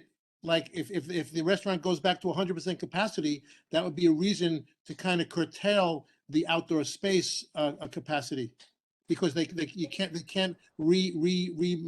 most places won't be able to put another bathroom in their restaurant. But we can request it as part of our list, and then DOT has to deal with it. They have to figure out how to implement it. And I think this threshold isn't the second bathroom, Mitch, but I think it's more so the first bathroom. Okay. Can I just Pat, getting back to what I really liked what Mariama said before, and I know you kind of put it down whether there would be an outside agency, and I know Lucian explained what the process was before. I actually, even though that was the process and it could continue to be the process, I think Mariama's idea of a neutral, like a CCRB type agency, I have it on the list. I read it. Is better than what was before anyway. But you heard me, Mitch, right? It's on the list. It's number 3. Okay, and then my second point, I know you said it was the law. There's a new administration coming in, and just like it's the law, if enough community boards say that they don't like that it's being under the DOT purview, it could be voted out again in over the next few years. So if it turns out that we feel that it's better not to be under the DOT, because the DOT is, I have a feeling that they're just going to rubber stamp a lot of things because it's going to be more revenue for them because they're going to have to pay for those spaces, that we should say that just because it was voted in, that doesn't mean we have to agree with it. Okay, again, that doesn't fall under quality of life. I think that my suggestion for that particular item, is you should come to next month's executive committee meeting and bring that up. You're my representative. Well, I think that next month's executive committee meeting should probably be a meeting that a lot of the board, all 50 members, should attend for this particular item. But just in general, sometimes there'll be different committees where, well, that's what the law says now. Just that doesn't mean that if we don't agree with it, we can't put our opinion because things change depending on who's in the city council the next year or whatever. But it's not going on our list right now because it's not under quality of life. But I see Betty's hand is up. Hey, Betty. Nope. I need to unmute. And actually, Mimi's hand was up first before me. Sorry. So. Mimi, you want to go? Sure. Thanks, Betty. I appreciate that. I just have a couple notes about my experiences in the restaurant sheds, as we like to call them. So like they've had heaters, and even if the heaters aren't propane, they're still pulling a lot of power through the power lines, through like extension cords or what have you. So you can't really run a lot of heaters off of certain extension. Anyway, we need like an electrician to look at this stuff because and I don't know that the DOT, because if you put too many heaters on a cord, it could catch on fire, right? Like, or if you have like one extension cord coming out of a restaurant, it could like set the thing on fire. And some of these things are actually enclosed spaces and they need to, you know what I mean? Like have egress. That's on my list, yeah. It's already on the list, the fire. Well, I had read earlier. I think I read somewhere maybe that they're not going to allow propane moving forward. It doesn't even matter if it's propane. Like if they have electric heaters pull a lot of amperage from and heats up the electrical cables and can cause a fire. It could cause a fire inside the building. It wouldn't even cause a fire in the sheds. Right. Maybe just word it, because electricity is what I had thought it was, but just word what you want to say. Yeah, electrical, like they need an electrician to I guess sign off on the space. Fire safety or yeah, it's like a fire issue. They need an electrician to sign off on the space. Okay, so let's just say there should first of all be fire standards, right? Yeah, there should be fire standards for sure. And then and then electrical standards. Like they need to count the power, there's like numbers involved with like how much a device is pulling through the power lines, and that causes heat. And so if every heater is plugged into one box, it'll set the place on fire. It won't even set the shed on fire. Be modular so that all of this is already calculated into the shed. But anyway, that's a whole other ballgame. Okay, so we got that fire standards, electrical standards. Anything else? Maybe? And then, should they have space between them? Because I know that some of these sheds are butting up against other sheds, and it really makes the sidewalk a canal. You know what I mean, or like a canyon, where you couldn't jump across to the other side of the street if you wanted to. So first of all, you want space between sheds, right? And that would be across the street, space between sheds. So that's for and also like garbage collects around the like garbage bags. Like how hard the trash people sanitation, how do they pick up trash? For walking across the street, it would also be for what else do you need the space between the sheds for? Oh, they're already putting garbage in between the sheds. Is that where the garbage is going? That's where I've seen garbage. I saw garbage like surrounding a friend's motorcycle. But if they're putting garbage between the sheds, then how do you actually use the space between the walk across the No, street? I think we need to consider garbage. And if there is space between sheds, like somebody will park their motorcycle there too, by the way. Which you're a fan of. I mean, I think it's perfect. You can't have to put a car there. Might as well put a motorcycle there. But then the motorcycles get covered with trash. Right. Garbage bags, that is. Right. I Okay. think Mimi's got some really good points. You know, for us, this is like a temporary thing that didn't really happen until after, you know, during the pandemic and after pandemic. But in other countries, the night market, if you watch any of those Anthony Bourdain, is and bad things has happened, fires and stuff like that. So I wonder, is possible we can reach out to other cities that actually has this as a part of their culture and permanently, like what are they, how are they managing these things? Because Well, we I think have our city has experience. Mulberry Street. They do. Yeah, that's what Jonathan. Right.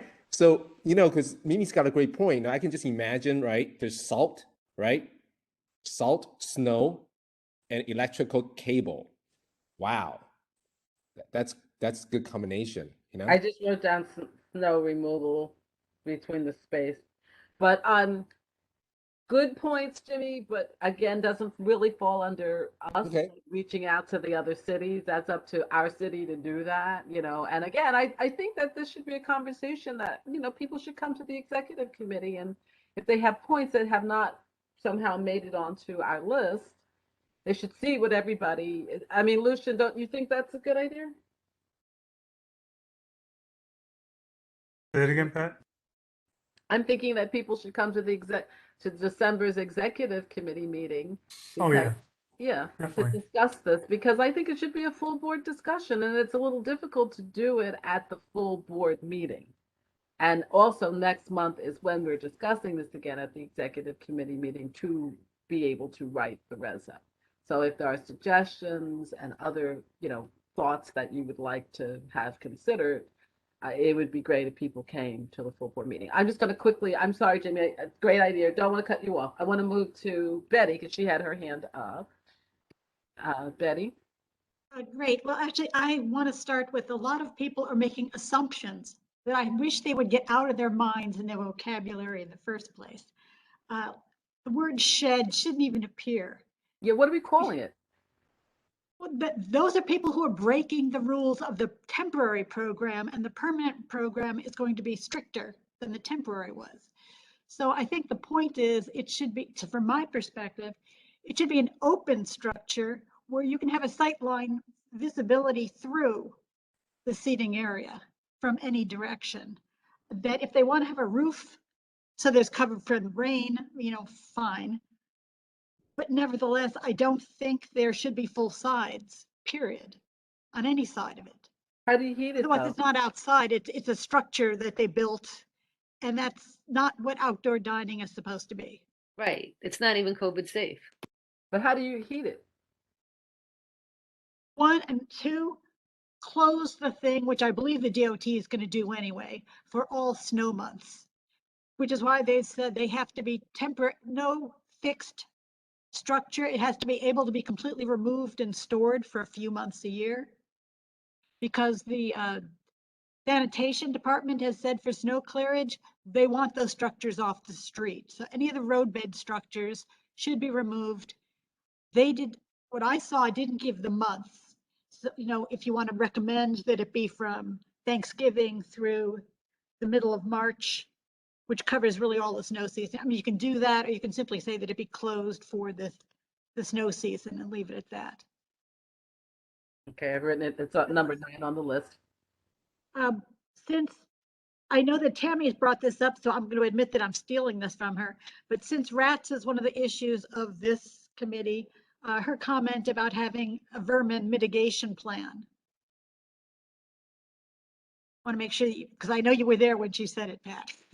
But that's the kind of thing that should be coming out of this committee in a positive sense. I think that it should not be enclosed structures. They should be open structures.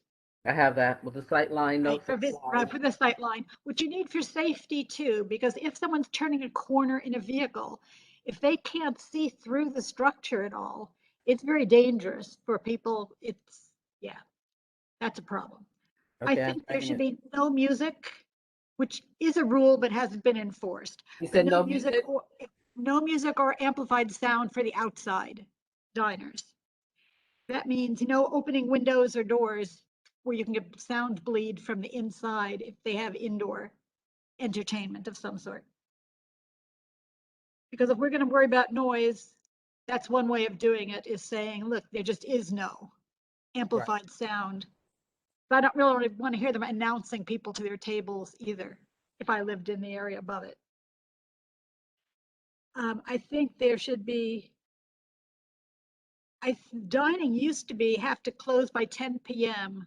from Sunday through Thursday. And it was a little later, like 11 or midnight on Fridays and Saturdays. But that also solves some of the problem of just plain people gathering, collecting, conversations. You know, I think there just plain should be a curfew, a time that it closes. Outdoor dining closes. Give me the times again.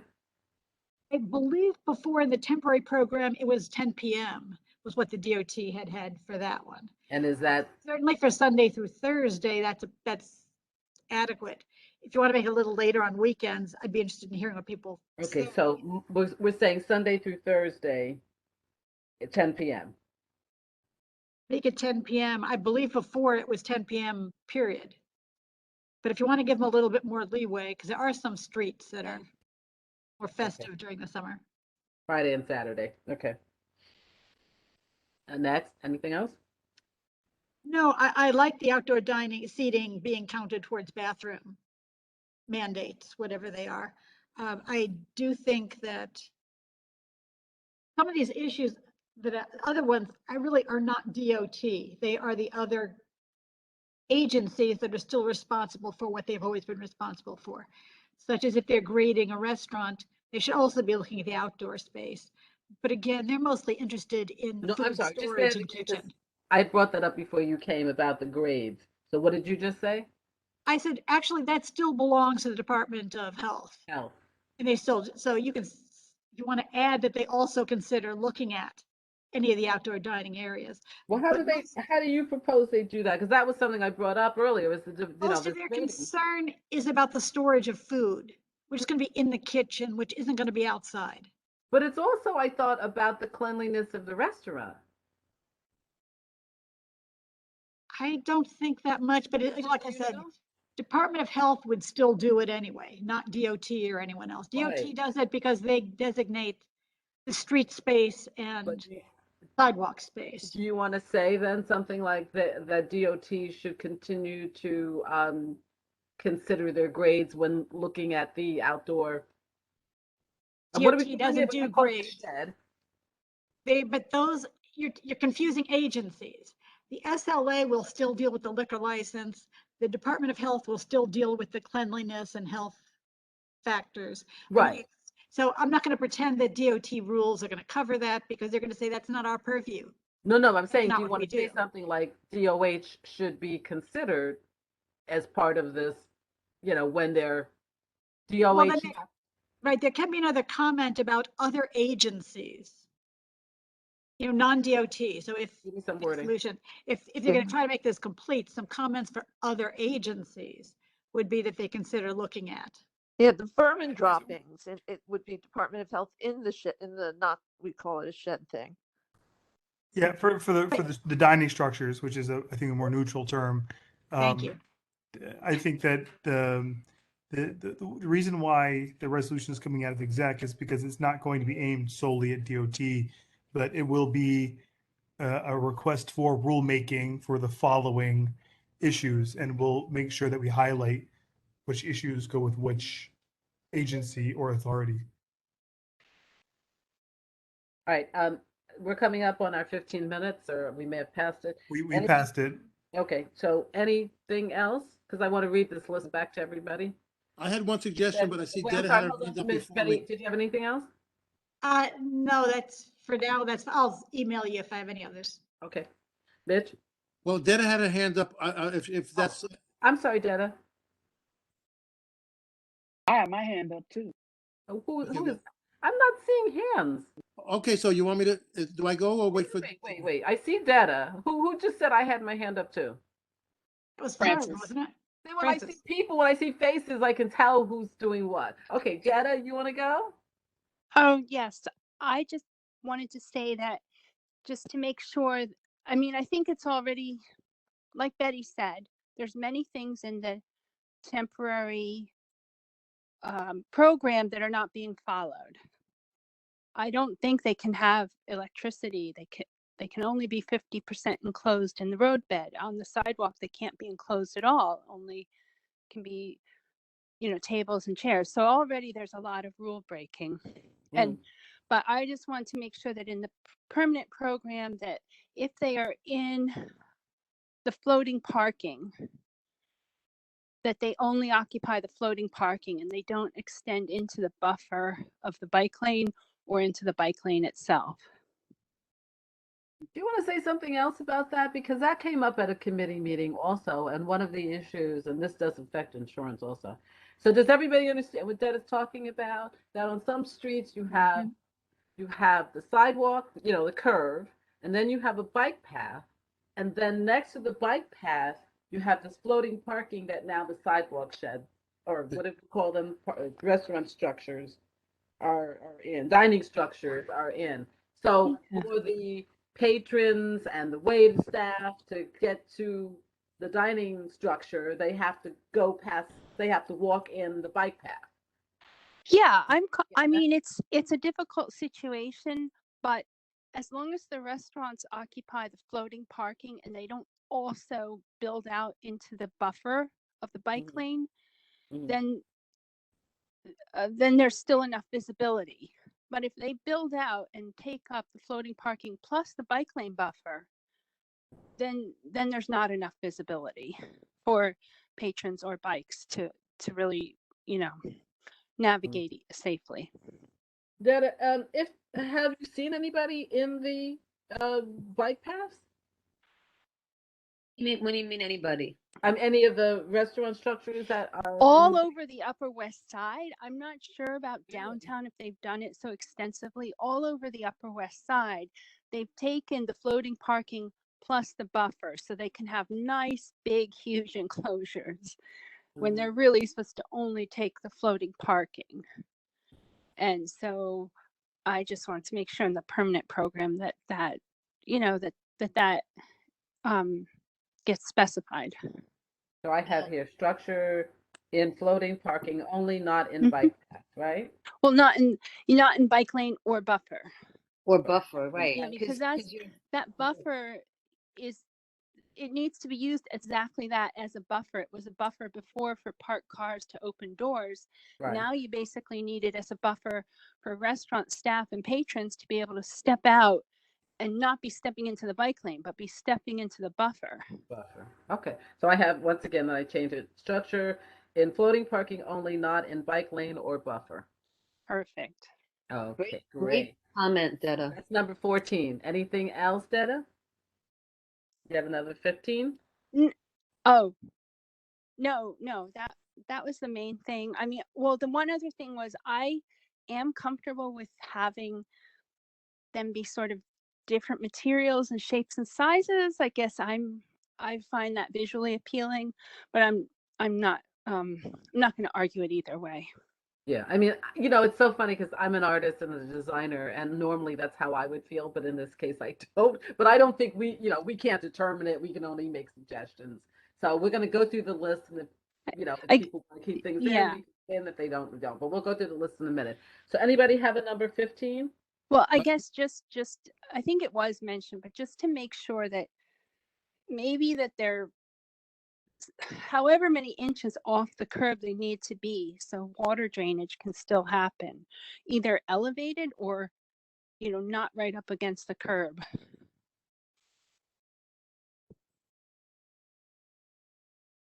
Okay. Curb. Okay. Anything else? I have a suggestion, Pat. Okay. Detta, you're done? I am. Thank you. Thank you. Midge, number 16. I'm not, and you might already have it. You had brought this up before, Pat, where the reason why they put these structures up was because of the pandemic. And now that there's 100% occupancy in the restaurants, now shouldn't, they've been made whole again. So did you have that? Remember we had talked about that before? Yeah, but that doesn't fall under quality of life. It was just a discussion we were having, and it has, it What does has it been fall under? brought up in other committees. What And does it again, fall I under? hope you would come, if you can, come to the December executive committee and stress that again. We right now only working on the list that we're going to submit as the quality of life Okay, committee. so as far as for that other committee, you were saying where it should be like having, like what I think what Justine said, they need to come back, like if they're coming for a new sidewalk cafe, that would be for the other committees? Well, that's under licensing. Even though I Okay. think I did put it under here that they should, well, when we read back the list, we'll see. But okay, I anything think else, it's okay to Mitch? suggest it, Pat, and then they deal with it. I Yeah, think we have it in here.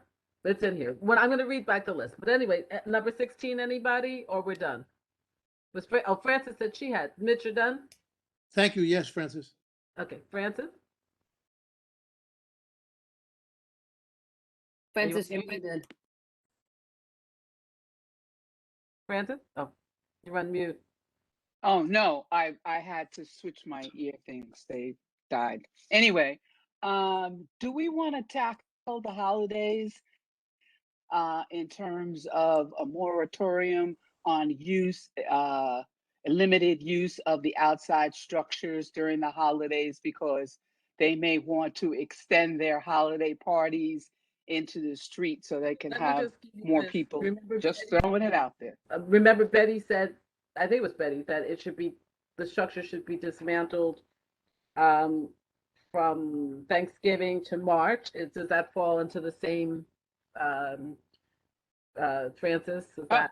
oh yeah. I mean, if that happens, then They'd have to have then the yeah, parking it would definitely cover the holidays. I just hope that it happens this year because No, but the you understand holidays what I'm saying. are They're like going to take right down the here. structures, but they I removed the do. structure. Okay, No, okay, totally, okay. totally, totally. So And then the other thing was, oh, you want to more to that because I have an interesting piece of news about the hotel, the Four Seasons Hotel on Barclay Street, that restaurant, The Cut. Okay, they had put out on Barclay Street this really, really extensive sidewalk cafe, eating area. And it was to the point where if you walk down Barclay Street between Broadway and Church, there was the egress was like not what it needed to be. Anyway, I had questions about that, and I was going to bring it up at some point, but I walked by there today, and there at all. I don't know because I don't remember them coming to licensing for any you kind of froze. sidewalk cafe. You froze, Francis. You mean it's gone? We didn't Yeah, hear what it's happened gone, to it. gone, gone, it's gone. So someone I may don't have. know what happened to it. Yeah. Yeah, it's gone. Huh, interesting. Okay. All right. Yes. So we're up to 15 points. Does anyone have a 16th? If not, I'm going to read the list and we're going to close this topic. Okay. I'm going to read the list. Ready? So, if there should, this is only like, I don't do shorthand. So this is just, if Lucian and I will listen to the tape and go back, right, Lucian? Yes, indeedy. Okay. So this is a list. Difficult time walking down the street. I think this was about the, that if this was Jill, right? And this was the difficulty getting down the street because of business being done and people lining up to get seating and the wait staff going from the structure to the restaurant. So that was an issue. Yeah. I might just say walking down the sidewalk to be more Walking down the specific. sidewalk, yeah, walking down. I'm going to change that from street to sidewalk. Okay. Thank you. Can I say, I wouldn't worry about that too much because Transportation Committee spent a lot of time and there are a number of separate things, that rules that would come to play to that. Can you tell us something about that? Do you Well, remember? for quality of life, I wouldn't worry about it because it really isn't. Transportation is going to handle a lot of issues related to that. So to have a very vague statement about difficulty getting by isn't a rule, couldn't be a rule. Blocking the sidewalk and the crowded It was like people will blocking be the there. sidewalk. Believe me, I understand. What I'm telling you is, I think there are so many aspects to it, multiple rules that apply, that you don't need one big general statement, because transportation, we're going to have a bunch of very specific comments that are in line with what the DOT is already doing to try to regulate where the spaces are allowed for restaurants. And transportation is covering public Sidewalk? comfort and quality of life in your rulings? No, we're really covering the use of the street and the use of the sidewalk and the pedestrians having the space to get by. Typical transportation, people moving around. So you're covering that issue. Okay. Yes. Okay, so that's good. We're gonna get rid of that one. All right. Additional insurance as a result of, are you covering this? So we feel that we need to have additional insurance, or we question whether they need to have additional insurance since they are dealing now with, pedestrians on the sidewalk. If there's a collision with a waiter and they get burnt with scalding hot soup, who is going to cover that? Pat, I would think this is that would be the important. restaurants, that's their responsibility. Yeah. Now, that's Hold on. not a Restaurant's responsibility as an insurance, working in That's not insurance. necessarily their responsibility with somebody that's walking down the street. That's not a patron at their restaurant. We're talking about. I can answer your Hold on, everybody, please. Lucian, what were you going to say? I think that's an important consideration, and I don't have any doubt that the city will try to indemnify themselves to whatever degree. But I do think it's interesting, and I would like to hear what Justine has to say about the space between the restaurant and the dining structure itself.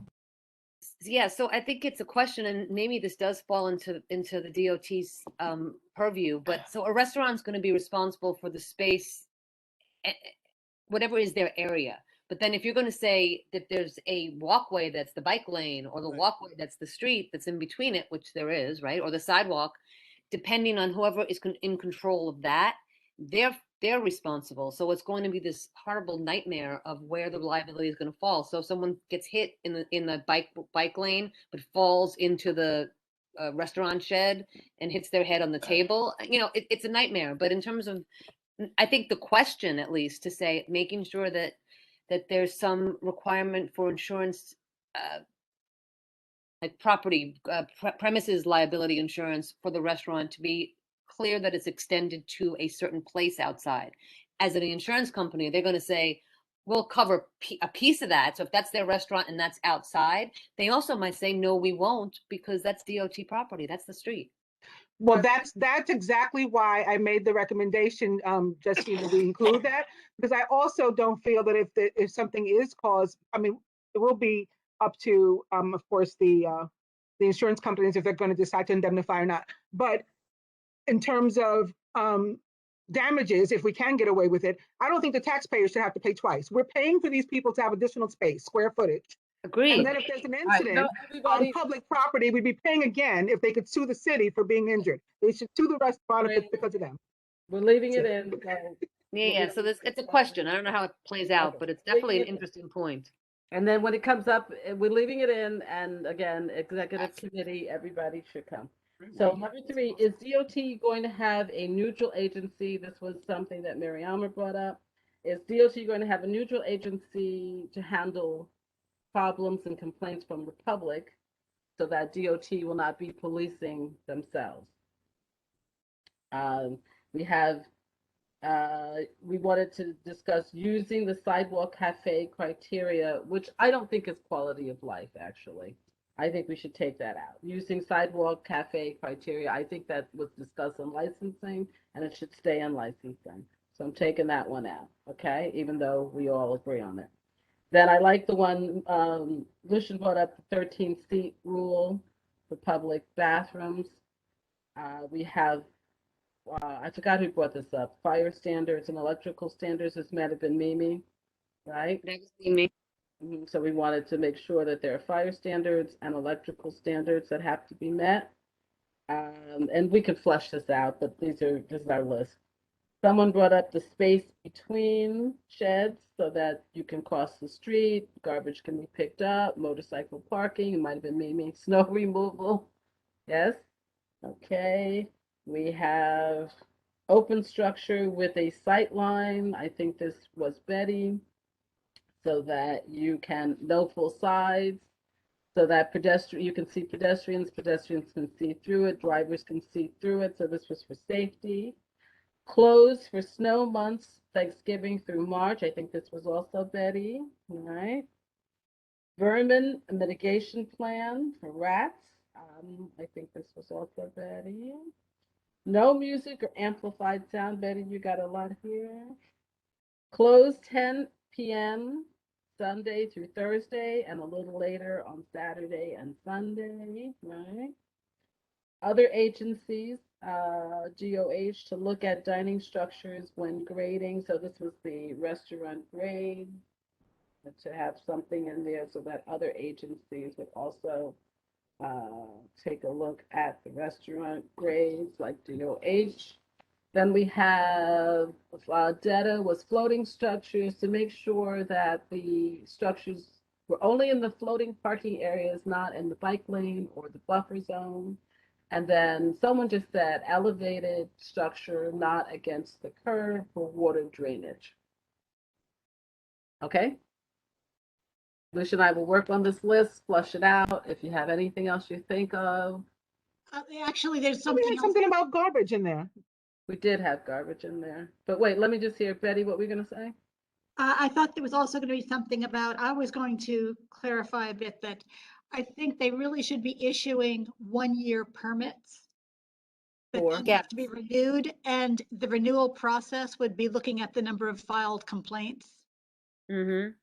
And that goes to licensing to deal with, but I think we Right. can raise it because it's a concern. It's not Everyone exactly knows- licensing. The point here is that the community board isn't going to be part of the process of selecting where they can be. And so one way of covering it in a rule would be to automate it a bit by saying that there be some kind of cap, and that could be looking at some of the 311, Okay. some of the complaints. That goes along with what Betty's saying. One of the things that you may or may not know, this committee may not know, is that so licensing is the committee that issues or makes the suggestion to the SLA about granting the permit or Liquor not. license. Right. Once that has been granted, if there is a problem with the establishment, it then comes to quality of life. So this is kind of the same thing. They will have their structure and they've already had it. I like this idea of a year later, if there's still a lot of complaints from the residents and the public, that they have to then come to quality of life. And we will make recommendations to DOH or whomever about whether they should be able to maintain that, or whether I don't know. Yeah, we'll put it in there. It's on the list. Mariama, we do have something about garbage in there. That was the space between the sheds for crossing the street, Okay. garbage pickup, the motorcycle parking, and the snow removal. All right, so I think we've spent quite a lot of time on this. It's thoughtful. Thank you, everybody. Again, if you think of anything that you'd like to add, please send an email to Lucian, Mariama, and myself.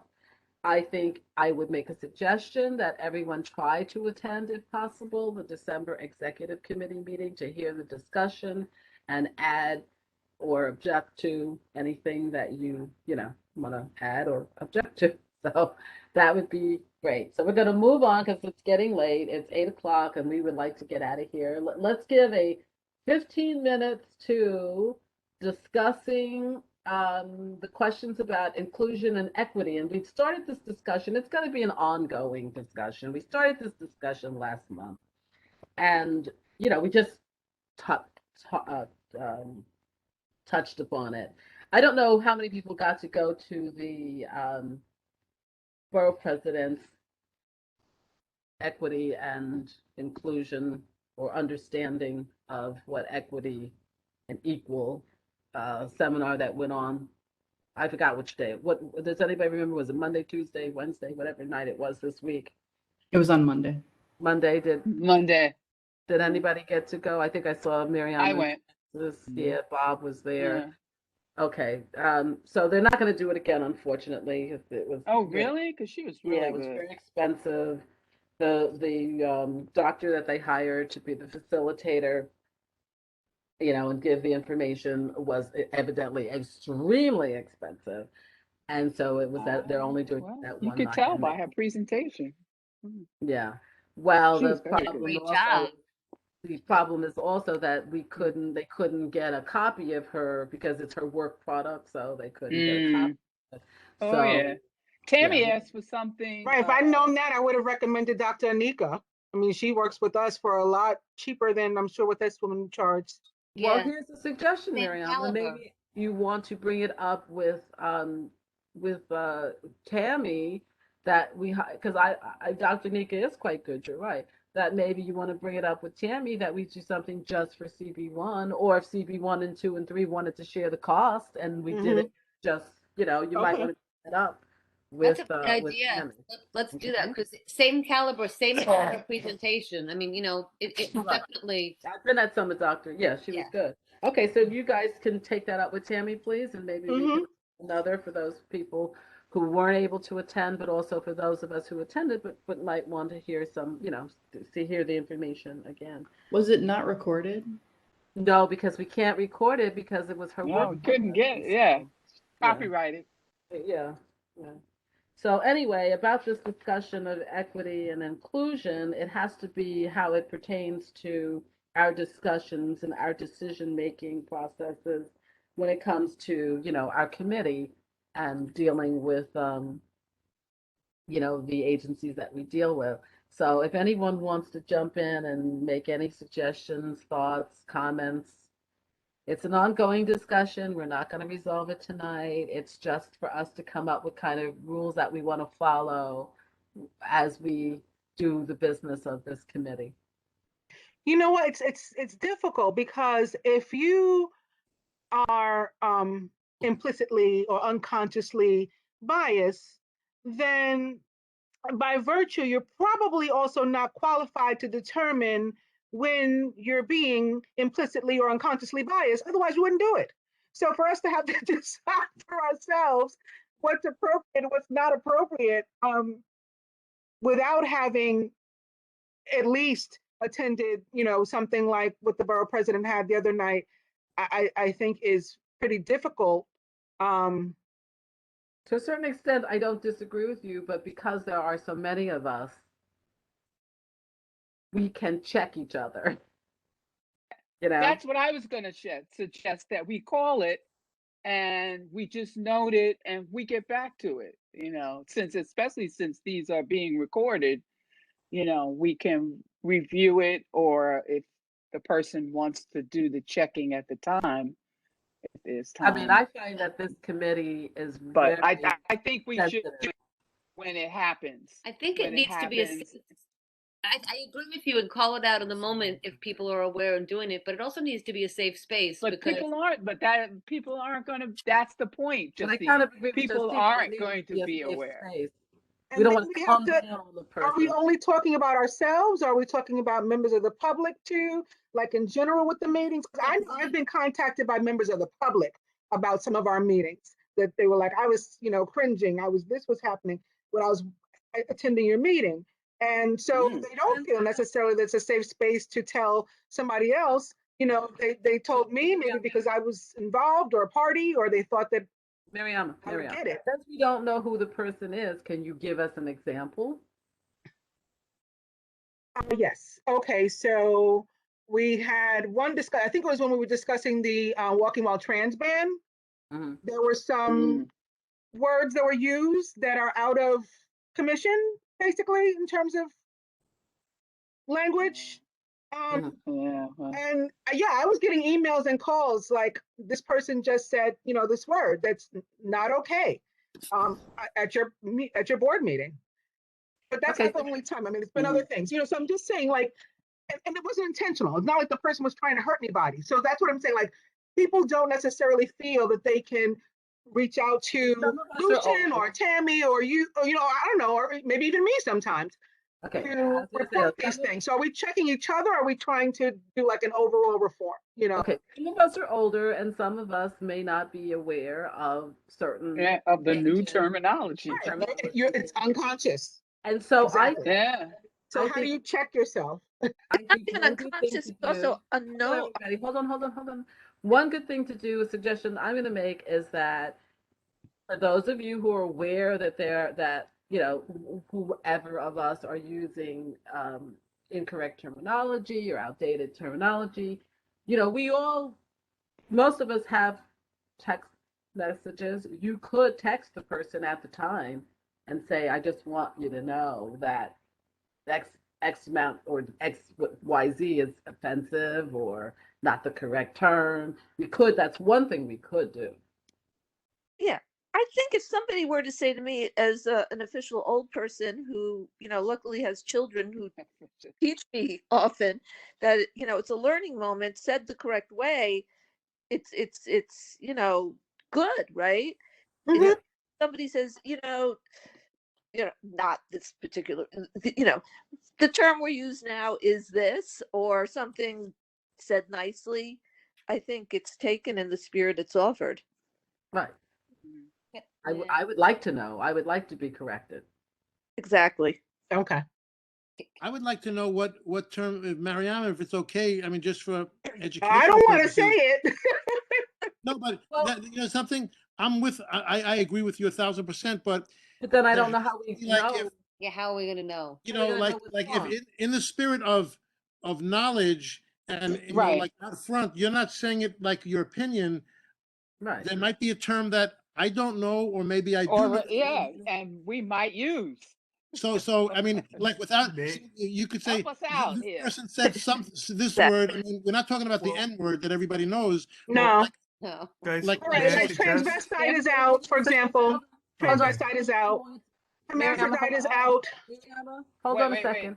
Lucian wanted to say something that maybe. I mean, just if we're gonna avoid offending or triggering people, especially the public, I think that it doesn't violate open meetings law if people want to email Mariama and ask what some of these words are and take that part offline. I think that's okay. Okay. So then we won't say it online. Yeah. We will. So Mariama, thank you for sharing. Yes. Well, yes. Can I? All right. I thought what she just said was very educational because that's We're going to take it offline and we're going to email Mariama or text her and ask her to. This gets a little like. Bitch. Okay. We're going to ask Mariama to educate us offline. That's it. Okay. Who's next? May I? Go for it. So part of what I was going to say was I think offline good, learning is good. It needs to be a safe space in the sense that not only for the person who's the person who is inadvertently, let's assume inadvertently using a word that's no longer appropriate, doesn't know, they realize it, that moves on. But if that person then continues to make the same mistake or whatever, then it's no longer a safe space for the rest of us. So I think that there needs to be some sort of especially our committee, which is quality of life, and I think that we're the best positioned committee to have these discussions. But there needs to be a balance, and there needs to be accountability for when you don't change. So first, what is it? Hurt me once or fool me once, shame on you. Me, fool me twice, shame on you. We have to do. How many times? What do you want to do? Think about it. You don't have to answer now. I think we should think about it and then say, okay, and then what? And then what is the consequences? We're going to continue this conversation. We're getting ready to run out of time. I want to get to everybody. We haven't heard from Bob that much tonight. Hello, Bob. I'm here. On which issue? I can't hear. I had a lot of thinking on the restaurant issue, but I always have complex presentations, so I didn't want to do anything like that. And it was good to handle it as a checklist. And I think I would have handled it in a much different way. So I think it was very effective the way it went. So why intervene with it? No, no, no, but we're talking now about the equity and um are you talking about that conversation we're having now? You're going back to the restaurant conversation. But you woke me up and said, well, why hadn't I said anything? And that was why. Oh, okay. Your You hand is have up, Bob. your hand is up. You have And my something. hand was up during that period, so I was Ah, expecting to interact then, and nothing stick happened. your So hand I out. went, okay. All right, Mimi. Hey.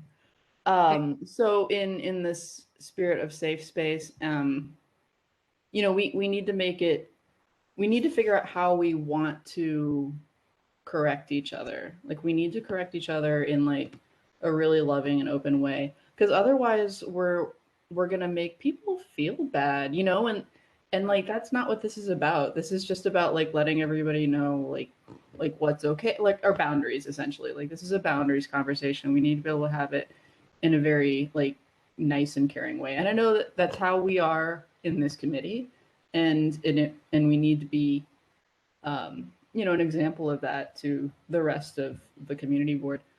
So if we could figure out how to approach, you know, having these conversations, like if I said whatever, and it, you know, and if it offended, you know, my other self over here, I could be like, hey, that doesn't make me feel good. And these are the reasons why. And I think that we should find a different way of expressing ourselves in this situation. And so, you know, I don't know, we could, you know, like exercise that a little bit. you But know, we there's just need something to I really like, be, Mimi, is that I think we can't just tell people you offended me. I think they have to know why. yeah, yeah. And it's just like, oh, well, that's not exactly a term that, um, like when my mom says a word that you know, I'm just kind of like, hey, mom, we don't really say that anymore. And she's like, oh. And I'm like, yeah, you know, like we just say it like this now. And she's like, oh, okay. And it's like, you know, we have a conversation about it. And then like 2 months later, she'll say it again. And then I'll tell her again. But I'm not gonna like exercise her from my life or anything, right? Like I'll just like let her know again. And so And that's why we're going to think about how we're going to do this and how, again, it will be a conversation that we'll come back to several times. Those of you who are older, like myself, we have certain habits that we've had, and you younger people are going to have to just tell us and, try to help us to understand that things life has changed. that And so Pat, think about how you want to do it. I think that this committee, I agree with you very much, Mimi. I think this committee tends to be very considerate. I have always felt safe in this committee, and I feel that everybody here really makes an effort to try to be considerate of one another. Pat, So I I think agree that's billion important. percent with what Mimi just said. And that's kind of what I was trying to, like if something is said, or like if an isolated word is said for the educational benefit of other people.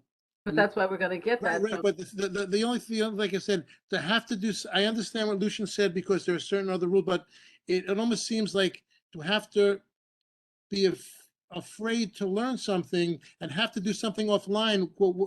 Mimi, Okay, correct me if I'm wrong. let me Well, just say I something, would Mitch. think Let that me we're in interrupt you. agreement because of what you to your mother or me to my daughters.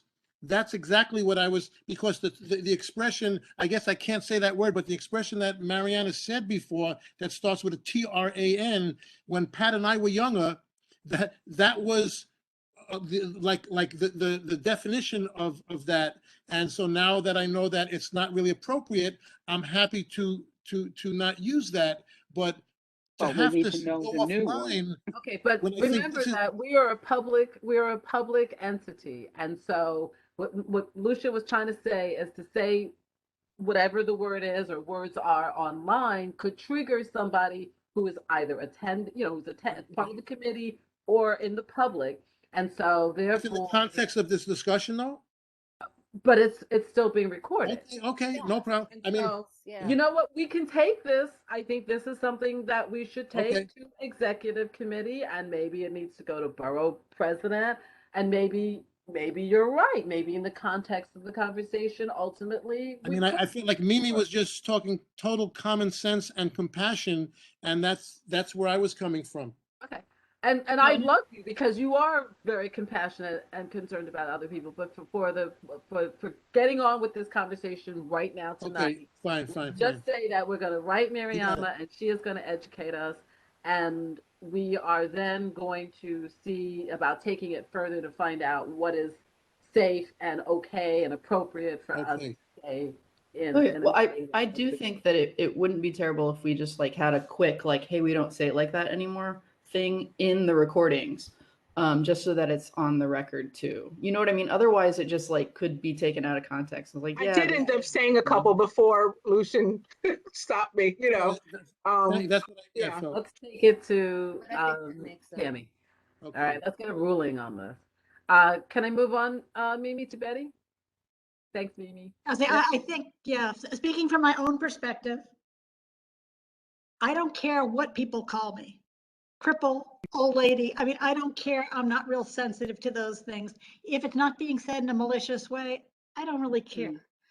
But I go with what Mimi has said, that if, just as she would with her mother, if there is a word that you feel is not the appropriate or timely word to use, it would be better if somebody just broke in and said, oh, do you mean, and use the proper terminology or clarify the terminology, because maybe you're not clear on, it could be 2 or 3 options that they mean. But I would prefer that because we're making way too big a deal out of this. If there's no maliciousness, I mean, it's just, it shouldn't be an attack on the person speaking if they're doing it in good faith and they just need some education. And that makes Well, sense. I agree totally with what you said, particularly in the beginning, that I think it's a great idea for us to break in and correct each other. I don't know about the part about no maliciousness, because there's words that have been used historically that can be very, very hurtful. So whether you claim to have meant it in one way or another doesn't minimize what the hurt that the person experiences. Yeah. I And understand, but for that part, we have to be careful. Also the tone. the same thing can Also the happen with the tone in which disabled it's said. community. Believe me, Agree. I've heard it, been there, We done agree, that. Betty. And there is no one person who can decide for everybody, because not everybody in the group agrees with each other.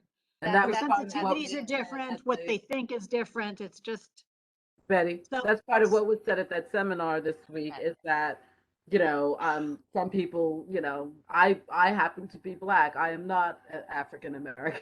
I am Black, and I think we fought in my generation to be called Black. Other people may be offended by that. So we all have different experiences. But there are other words that pretty much commonly, and universally, if you use those instead, most people would be offended. Even if you weren't, people listening would be offended. So some words just have to be nixed completely. Well, I And think I there are think words in that those go over the top. cases, it doesn't matter whether you're meaning to be malicious or not, because people are hurt just the same.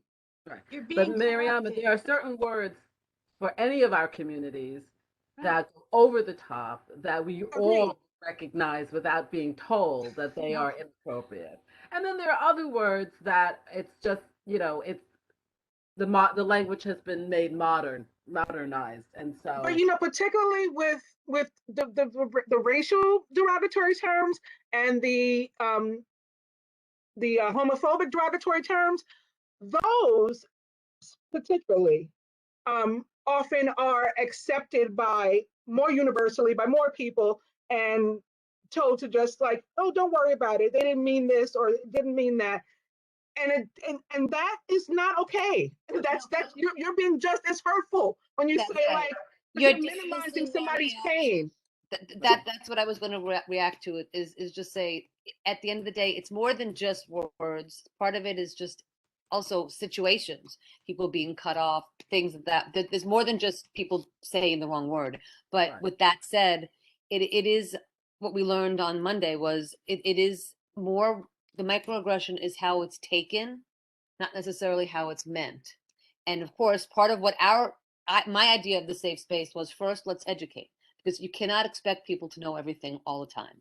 And you cannot expect people to be 100% perfect because they're not. So we have the safe space to educate, and that, but then after a while, at some point, there's somebody, if that there is the case, and I don't know that we have that, but who's abusive or just willfully ignorant about what's going on. That's when we all have to step up, and then people should just be aware, because the person who's feeling aggressed against may not be able to speak. Right? I mean, perfect example, right? We recently had the head of the federal government using derogatory terms, racially derogatory terms, right? And he claimed he didn't know any better, and people 75 million people agree with him. So even if it wasn't malicious, that is so painful to the communities that he was talking about that it's not okay even for us to brush off and say he didn't mean it. Right. Because what it trickles down into, it can trickle into violence, physical violence, and turn into something like Justine was saying, not just words. It becomes so much bigger with some of these things. Mariama, I think you're giving him the benefit of the doubt. I feel in his case it was malicious on top of that. I'm sure it was too, but I'm saying if he could say, "Oh, I didn't mean it, I didn't know," You're being too nice, Mariama. and literally 75 million more people agree with him on the stuff that he says. So that's dangerous. It is dangerous, but like I said, that's totally different than, like I said, the point that Betty and Marianne, that Mimi was making, that and you know, to educate on in context, as opposed to like just banning a word, even if it's said with asking a question. Oh, this is not a word that is appropriate anymore. Yes, so that's why I said I agree with the first part, and I think it's a wonderful idea that Betty came up with to interrupt and correct the word. Right. But I think we have to be careful if we're talking about being careful. I think we have to be careful about minimizing people's experiences and pain and whatever and responses. That's a separate. Of course, I don't think anybody would disagree with that. Jill's got her hand up, and then we've got to. Can I get back to this issue of what we're supposed to be doing? Oh, I just wanted to make one comment on. Wait, I'm sorry. Wait, hold on, Jill. Betty, Okay. I didn't understand what you meant. The whole issue of the equity and bringing it to the different committees was to focus on, are we thinking of the various vulnerable groups when we're doing any actions whatsoever? My comment was going to be such as looking at any housing issue, whether it be a homeless shelter, whether it be affordable housing, whether it's, do we ever ask, is it accessible? Are there any places with somebody who isn't completely can walk and be in narrow spaces? Is there any priority? And it's a big question for people in wheelchairs. Where the hell can I live in New York City? And yet in this committee, we don't even talk about it. And so it's a matter of bringing up, including the various variety of groups. Is that always true? Because a lot of times we do ask if it's ADA accessible. Now that may not be enough, and then you need to school us on that if that's not enough. You know? Right, but those are the kinds of questions that are meant for the equity is, you know, when we're doing something about, say, housing, are we looking at, and then who are the vulnerable groups? Such as, you can say the elderly, you can say the people who are low income, you can say the people who are physically disabled. And those are the kinds of questions that are very actionable that you can do for a committee like this. Right. And so, again, we're going to be coming back to this conversation. At some point, I guess we will compile some sort of, you know, not procedures, but questions. How we want questions and how we want to approach each different topics that come up. And that's great, Betty. Thank you. And you will keep reminding us of that, right? And now, Jill, I'm sorry. So it's getting. I just want to say I agree 100% with Betty, and just that it's painful for the person who has to do the correcting, which we may have touched on a little bit. I mean, it is sometimes hard and embarrassing or painful or awkward for the person who, you know, we're putting a little bit of an onus on the person who has to do the correcting. And actually, when Betty was talking, that reminded me of that quite a bit. So just something to keep in mind. Great point, and it's so true. And it's something that has been discussed just in terms of racial discussions, that it should always be the responsibility of whatever the group, the racial group is, to be the one to constantly be bringing it up and doing the education. So yes, Jill, you're absolutely right. But in some instances, it can't be helped because they're the one who has the information, and they're the one that has to impart it to the rest of the group so that we can be educated. But you're absolutely right. I mean, you're all right with so many of these points that you're making. Okay, one last thing, and then we're gonna call it a night because it's 8:30 and we all want to go and eat and have a glass of wine for those of us who drink a glass of wine. I love this committee. Thank you all. Jill started without us. You have to share, Jill. Thank you all. We'll continue our conversations.